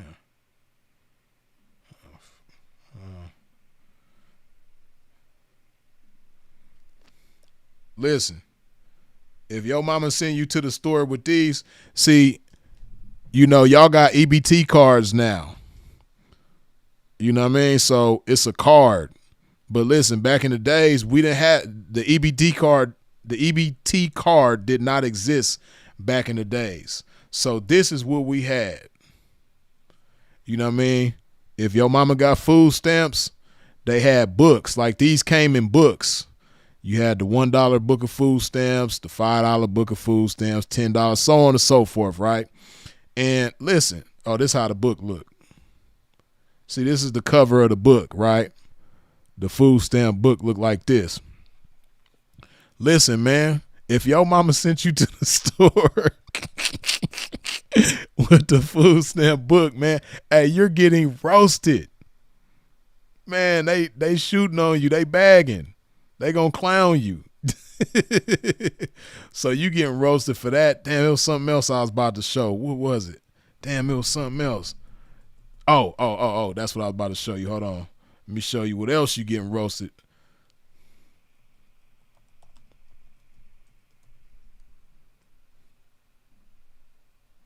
Hey, if you got these, you really getting roasted. Hold on. Hey, man. Whew, shit. Hold on.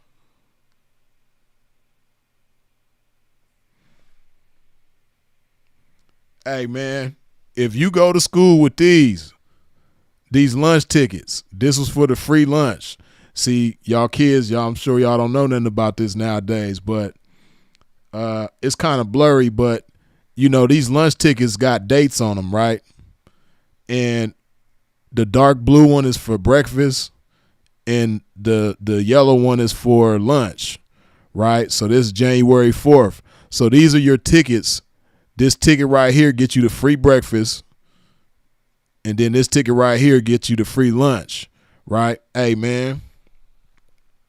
Now, elementary school, you might could slide, right? But if you in junior high or middle school or high school, and you got, I don't know if they had lunch tickets in high school. I don't think they did. But, man, if you in middle school and you got these lunch tickets, man, you're getting roasted. Man, they gonna roast the hell out of you. But see, that's what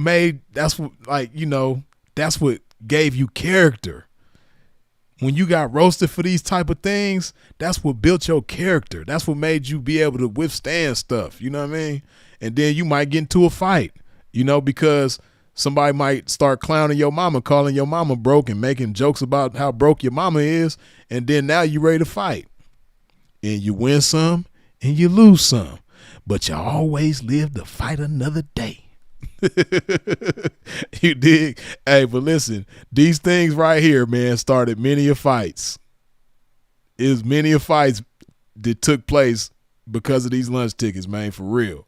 You dig?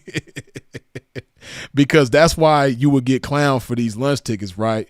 Because if you didn't have money to buy your lunch, because in middle school, they got the pizza, the hot dogs and all that, the chips, and they got the soda machine, where you go get sodas. They got the vending machine where you can get the cookies and the chips and candy and all. If you couldn't afford to get none of that type of stuff and they catch you in that lunch line with them lunch tickets, man. Oh, your mama broke. That's why you got them lunch tickets, because your mama broke. Hey, man, you getting roasted, man. And then, who mama you calling broke? We got to get down. Then you getting stolen. We didn't even call it stealing on back then. We call it getting bombed on. You know what I mean? You're going to get bombed on roasting somebody, mama, about these lunch tickets, boy. But these lunch tickets and then the food stamps. See, you getting clowned about the food stamps too, because again, this is another sign that your mama is broke. You know what I mean? Oh man, he up in here buying stuff with the food stamps. Boy, his mama broke. Hey, and then we got to get down. You know what I mean? Because you ain't going to call my mama broke. We got to get down. You know what I mean? We getting down about that. And then again, these XJ900s. This is another sign that your mama is broke. You know what I mean? Your mama on welfare. She broke. Your mama ain't got no job. This is another sign of that. So if you get to talking about these XJ900s, we getting down. But then I ain't never wearing these to school ever again. You know what I mean? Hey, these XJ900s, man, created a many of boosters back in the day. You know what I mean? Because I for sure was, I wasn't no hell of a booster, but, I did a little bit of boosting when I was a kid because, moms couldn't afford certain, and moms had a job, but she was taking care of 3 kids by herself. And, my pops was in the picture too, but, you know, it was still hard for, you know, moms, you know, by herself raising 3 kids. So we, you know, we for sure had the XJ900s, you know, and I definitely got roasted about these XJ900s. But, you know, once you get roasted about your clothes or your shoes or lunch tickets or anything like that, you know what I mean, you gonna try to get your boost on because you trying to come to school fly. You know, you don't want to get roasted about your shoes no more. So you gonna go try to you know, come up. You dig? But you ain't gonna come to school with them XJ900s no more. I know that. But see, they don't really have that no more. You know what I mean? Like Payless is gone because them shoes came from Payless, right? Pro Wings, XJ900s, coasters, any of them type of shoes, man, they came from. If you got anything out of Payless, you're getting clowned. You're getting roasted for sure. You know what I mean? You know, so but what would be funny though is, you know, somebody who might have roasted you about something, right? And then you go to Payless with your mama and you see them in Payless with their mama. Like, wait a minute. This fool just was clowning me about my shoes, man. Now he in here in Payless with his mama. Oh, man, hell no. Your mama broke just like my mama broke.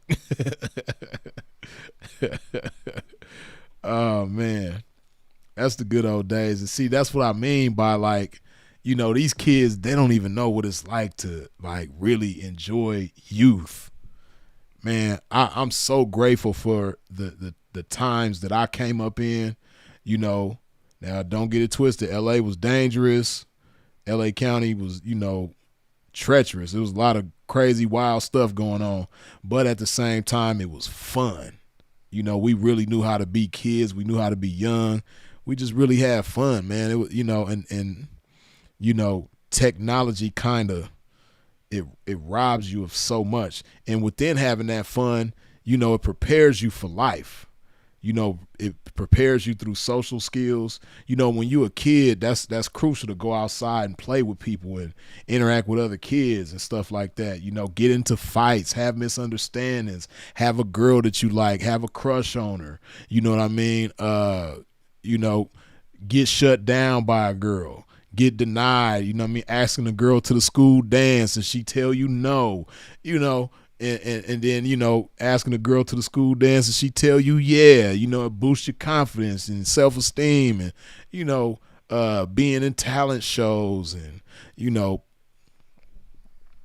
just having a childhood, man. You know, times just different nowadays. I don't even know if they have school dances no more. You know, these kids nowadays, they probably too cool for school dances. You know, if they went to a school dance, everybody gonna be standing on the wall. You know, we used to have fun at the little school dances. I think it was like 50 cents to get in or something like that. You know, and not just that, but, you know, we had house parties. You know, house parties in the 90s was kind of, you know, kind of crazy, kind of dangerous sometimes. You know what I mean? They might get shot up. But we still had fun though, man. But, you know, being strong was encouraged. You know, nowadays, like I said, everything is so acceptable. That 304 called weakness, she's breaking on everybody in every kind of way to the point where every weak thing is just acceptable. It's cool to be a dope fiend, you know, but when I was coming up, it was absolutely not cool at all to be a dope fiend. You know, as a kid, wasn't nobody, you know, doing powder or popping pills and, you know, well, fentanyl didn't even exist back then, but we wasn't doing meth and heroin and, you know, we wasn't, you know, that stuff was lame. We couldn't, like, that was lame. If your friends seen you, like, doing drugs, that was lame. Like, lame as hell. Right? Smoking weed was cool, but then again, like I said, the weed back then is totally different. This stuff ain't even weed no more, right? It gets you high to a point that weed ain't even supposed to get you high to. But, you know, weed was cool, drinking was cool, but all that other shit, man, that shit was lame as hell. But now it's cool though. Like doing drugs, like hard drugs that can unalive you, that shit is cool nowadays. And back in the days, doing drugs that could unalive you, that shit was lame as hell. You know what I mean? Because we looked at it like, that's loser shit. Losers do drugs, especially drugs that could, like I said, unalive you. That's what losers did. That's how we viewed it. But now, the cool people do drugs that could unalive you. It's like the cool thing to do now. That's why I said, that 304 called weakness, she just breaking on, young people in every kind of way, because every weak thing is cool. It's acceptable. People don't get roasted for being weak no more. People don't get into fights for being weak no more. You know what I mean? And them fights made a weak person strong. But that 304 called weakness, man, breaking on a lot of people. But, the solution though, Freeze, how do you resist the 304 called weakness breaking on you, man? If the 304 called weakness been breaking on me for years in the form of food, I've been eating all this weak food that is unhealthy for my body. How do I resist that? If, I've had this substance abuse problem for so long, how do I resist that? If I'm hooked on social media, how do I get that under control?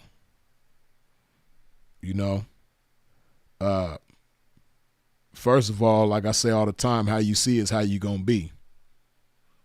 Right, that dare. And that's another thing too. We had the dare program. That dare had me spooked to take hard drugs.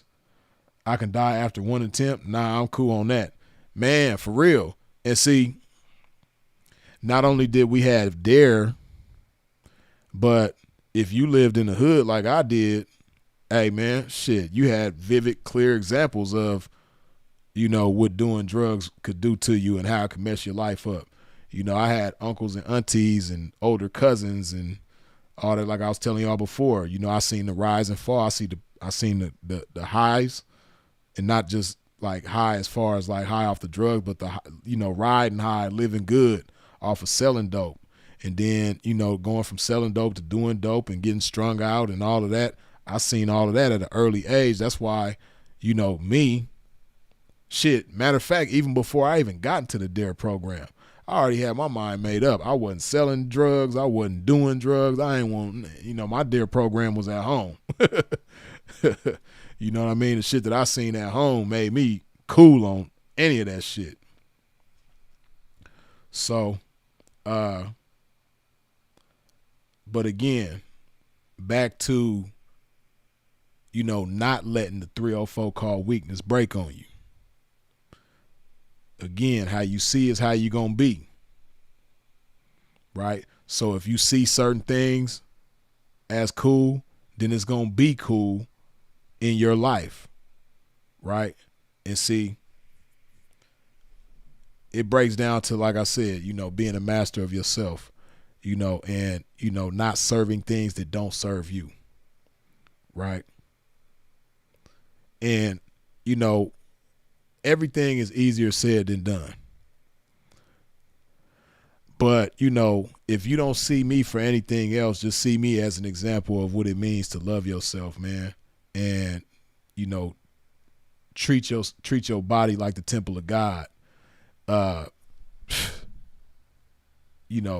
Again, like I said before, a lot of y'all seen the video where I was talking about treating your body like a garbage can. And that's essentially what you're doing. If you putting, bad food and bad drinks and, bad substances in your body, you pretty much treating your body like a trash can. Because let's think about what trash is, right? You know, we put things in the trash can that are not useful anymore, right? When we use something and it's not useful anymore, we throw it away, right? So if something is not useful to you, it's not serving you, and yet still you put that in your body, you're pretty much treating your body like a garbage can. You're putting things inside of you that are not useful. That's garbage. So you treating yourself like a garbage can, right? And a lot of that garbage feel good. A lot of that garbage gives you a sensation like no other, but you know, if you just really keep in mind that it is garbage, this garbage might taste good. This garbage might make me feel good. This garbage may give me a sensation like no other, but it's still garbage, right? And you know, a lot of people are strangers to themselves, right? A lot of people ain't took the time to learn themselves. And a lot of times that garbage, it keeps your mind clouded to a point where, you know, you're a stranger to yourself. And it keeps you from ever learning yourself. But if you ever take the time to resist the garbage and learn yourself, you'll have a much better appreciation for yourself, right? A lot of you, you know, have never taken care of your body in a certain type of way, so you don't know how that serves you. You don't know the feeling, right? But man, it's a beautiful thing, right? A lot of you haven't exercised your mind to a certain point where you understand what your mind is capable of. And, you know, you steadily putting junk food and garbage in your mind, right? TikTok, you know, constantly scrolling, looking at dumb shit that's making you dumber and dumber and dumber. You know, you haven't even given yourself an opportunity to develop your mind and see how beautiful it is. Learn your mind, understand your mind and what it's capable of, right? You know, so a lot of people are strangers to themselves. But if you ever take the time to, you know, get acquainted with yourself, that's how you're going to learn to love yourself. Just think about it. Like, what stranger do you love? When have you ever seen a stranger that you was just in love with? You don't even know this person to know what to love about them, right? But when you take a time to learn somebody, you might become fond of that somebody, and then you might start to love that somebody, right? But if you constantly putting bullshit in your body, you're going to stay a stranger to yourself. You're never going to take the time to really learn yourself, because the real you is covered up by whatever this sensation is that's being provided by this substance, right?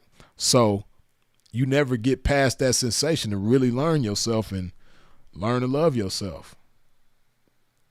But, you know, again, I was fortunate enough to come up in a time and, you know, around certain influences that encouraged me to love myself, right? So fortunately for me, I seen, you know, as far as like with drugs, and then later on in life with food, you know, like early in life, I seen what drugs do, right? And before I was even old enough to understand, I knew that drugs was bad for you. But really, now that I know what I know now, you know, again, they keep you as a stranger to yourself, so you don't love yourself. It's hatred. You're hating yourself. You're your own biggest hater when you're doing that shit, right? I learned that at an early age. But later on in life, I learned it with food. You know, this is why I take care of myself the way that I do now. A big part of it is because I seen my uncles, the older men in my family, having a lot of different health problems and starting in their 30s, right? When I was a kid, you know, I seen them in their 20s, you know, being in shape, being slim, fit, you know, and then when they hit their 30s, they start slacking off, you know, gravity start working against them. They getting fat, you know, they eating like crazy, not exercising, you know, developing all kind of health issues, you know, diabetes, hypertension, you know, all the typical shit that, you know, American people have because they don't take care of themselves.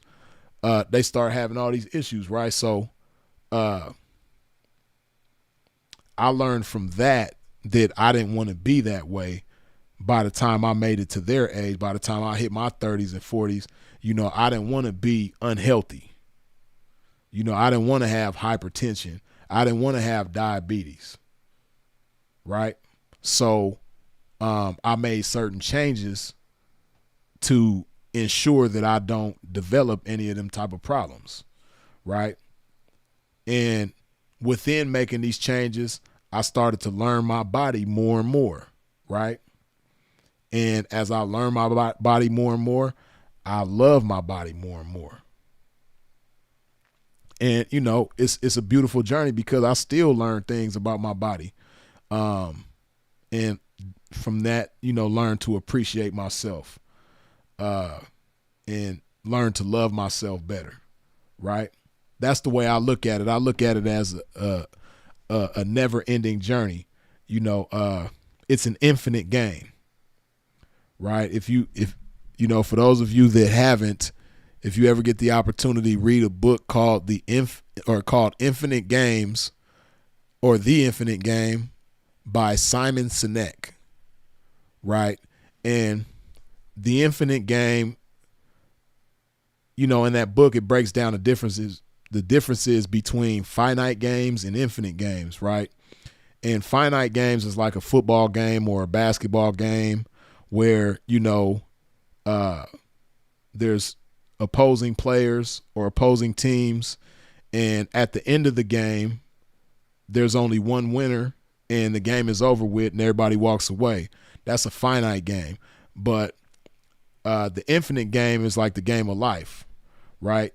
It's a game that keeps going, right? There's not like an end, and then also in infinite games, there's not just one winner, right? In an infinite game, we all can win. So I look at, you know, health and fitness as an infinite game. It's a game where, you know, I don't ever see it ending until, you know, life is over with. But and then even then it don't end because, you know, people may be inspired by and learn from my life, right? So that's makes it even more of an infinite game. But I look at it as something that I'm always going to be learning. I'm always going to be evolving. I'm always going to be growing in the areas of health and fitness, right? I'm never going to think that I know everything when it comes to it. So I'm always learning and willing to learn, and, you know, it's a beautiful thing, right? So I'm always learning myself more and more physically, right? And again, like I said, the more you learn a person or a thing, the more you grow to love it, right? So that's why I love myself the way that I do, man. You know, fortunately, again, like I said, you know, I came up with certain influences that encouraged me to love myself, and, you know, that was the seed of it. And as I grew older, I just, you know, was blessed with certain experiences and things that encouraged me to love myself even more. And it's a beautiful thing to love yourself, man. You know, you've already tried hating yourself. You know what it's like to hate yourself, even though you probably don't interpret it that way. You probably don't look at it as me hating myself, but a lot of you are your own biggest haters, a lot of you hate yourself more than anybody else. You know, can you imagine that? You probably ain't ever looked at yourself as your own biggest hater, but a lot of you are your own biggest hater. Nobody hates you more than you. Some of you probably do see life that way because, again, like I said, in today's times, weakness is encouraged. That 304 called weakness is breaking on you in every kind of way. And everywhere you look, everywhere you go, weakness is encouraged. So you probably do recognize yourself as your own biggest hater. But you probably don't even know how. It's probably just the spirit of depression making you feel like your own biggest hater, but you probably don't even know how you're your own biggest hater, right? Or you probably don't know the full scope of how you're your own biggest hater. But a lot of you hate yourself more than anybody else ever could. And see, when I say hate yourself, again, like I talk about with love, I ain't talking about a feeling of hating yourself or saying that you hate yourself. I'm talking about your behavior. You behave hatred upon yourself every day, right? When you putting all that garbage in your body that you call food, that's you hating on yourself. All that greasy food that you putting in your body, all that high cholesterol, high sodium, too much sugar, right? All the processed foods that you putting in your body, you know, frozen TV dinners or frozen burritos and, you know, just anything frozen that you got to thaw out and then cook and all that type of stuff. Every time you put that stuff in your body, you hating on yourself. You know, every time you get high, every time you sip some lean, every time you smoke a cigarette, every time you hit that vape, every time you overindulge and get drunk off alcohol, you hating on yourself. That is a form of self-hatred, right? Especially when all of those things is to the point where they're your master. When the lean is your master, the cigarettes are your master, the vape is your master, the alcohol is your master, TikTok is your master, pizza is your master, In-N-Out Burger, Hardee's, McDonald's is your master, Taco Bell is your master. You're mastered by all of these things, and you're not the master of yourself. So every time you indulge in these things that are the master of you, that got you beat, you hating on yourself. You your own biggest hater. Nobody could possibly compare to how you hate on yourself, right? Because, you know, hatred is an active thing, you know, and I'm going to do a video in the near future about that, right? Haters versus fans, because a lot of people that y'all think are haters is really your fans, right? But I'll get into that on another note at another time. But yeah, you know, it's certain actions that come with hate. You know, hate ain't something that somebody just say. You know, saying a derogatory thing to somebody, you know, it might sound hateful, but that's not really an action of hatred, right? But so, you know, people that you call hating on you because they just talking shit or saying something, you know, derogatory to you or about you or whatever, you know, them people that talk behind your back, you know, the quote unquote hatred that they doing don't even compare to the hatred that you're doing to yourself at all. It's not even in the same league. You know, you hate on yourself more than anybody ever could, right? So, that's why me, like I said, with myself, on the flip side of that coin, I love myself more than anybody else ever could, right? And I'm talking about with my actions. I actively behave love upon myself like nobody else ever could, right? And then the beautiful thing about that is that it empowers me to love others in ways that, you know, I wouldn't be able to if I was my own biggest hater, right? If I was my own biggest hater by, you know, the way that I treat myself, the way I treat my mind, my body, and my soul, it would be a lot more difficult for me to actively love other people. I might say, oh, I love this person or I love that person, but my behavior would be contrary to what I'm saying out my mouth, right? Because starting with myself, I'm my own biggest hater. But, hey, man, it's a beautiful thing when you love yourself, man. Try it. You dig? Because that's really some self-hatred, man. If you ever end up in a situation where, you know, the substance that you're hooked on becomes unavailable to you and, you know, you start going through withdrawals as a result, and then withdrawals kicking your ass. That shit ain't cool, man. That shit ain't cool, man. But listen, man, we've been live for a long ass time, and this was a good live, man. I really enjoyed chopping game with y'all about this shit, you know, because ultimately I want all of y'all to love yourself in ways that you never imagined being able to love yourself, right? I don't want any of you to be mastered by tobacco, alcohol, drugs, food. You know, I don't want y'all to be mastered by any of that type of stuff. I want you to be the masters of yourselves. You dig?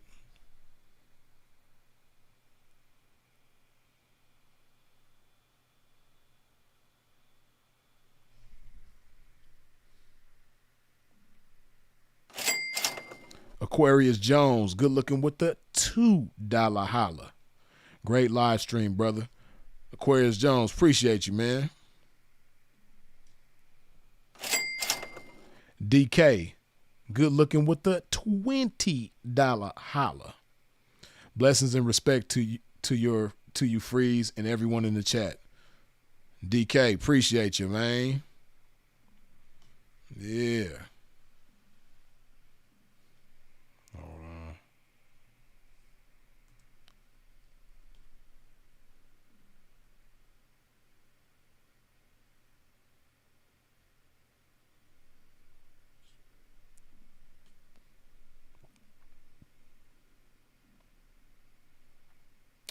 But yeah, man, we're going to go ahead and wrap this thing on up.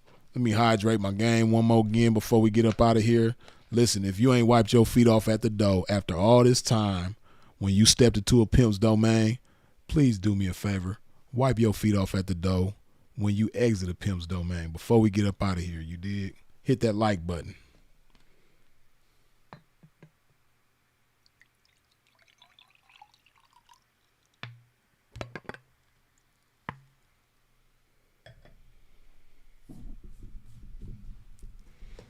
And yeah, man, hopefully y'all been tuning in to Sinful to Peace channel. We getting it back cracking, man. We working to get bro to that 100,000 wow. And I think it's going to happen very, very soon, man, because it appears that YouTube is actually allowing bro's channel to be great again. In some aspects, not every aspect, but, you know, they letting bro live, man. You know, they was holding bro back, you know, strongly. And that's why, you know, I haven't really been active on his channel. But now that I've seen, you know, a glimmer of hope as far as them letting bro be great, you know, we about to keep it cracking. You dig? So yeah, y'all make sure y'all stay tuned in for Sinful to Peace content moving forward. But as always, man, I appreciate y'all for tuning in and tapping in with a pimp. I appreciate you for sharing this video. I appreciate you for all your comments, questions, input, feedback, jokes, all that good stuff. I appreciate you for subscribing and hitting the bell when you subscribe. I appreciate all the super chats, the cash apps, the PayPals. I appreciate your support in every which way that you comes with it, man. Y'all already know who it is and what it is. Freeze is it. If you out in traffic moving around, please do so in a safe fashion. And of course, as always, long live the incomparable Sinful to P. We out.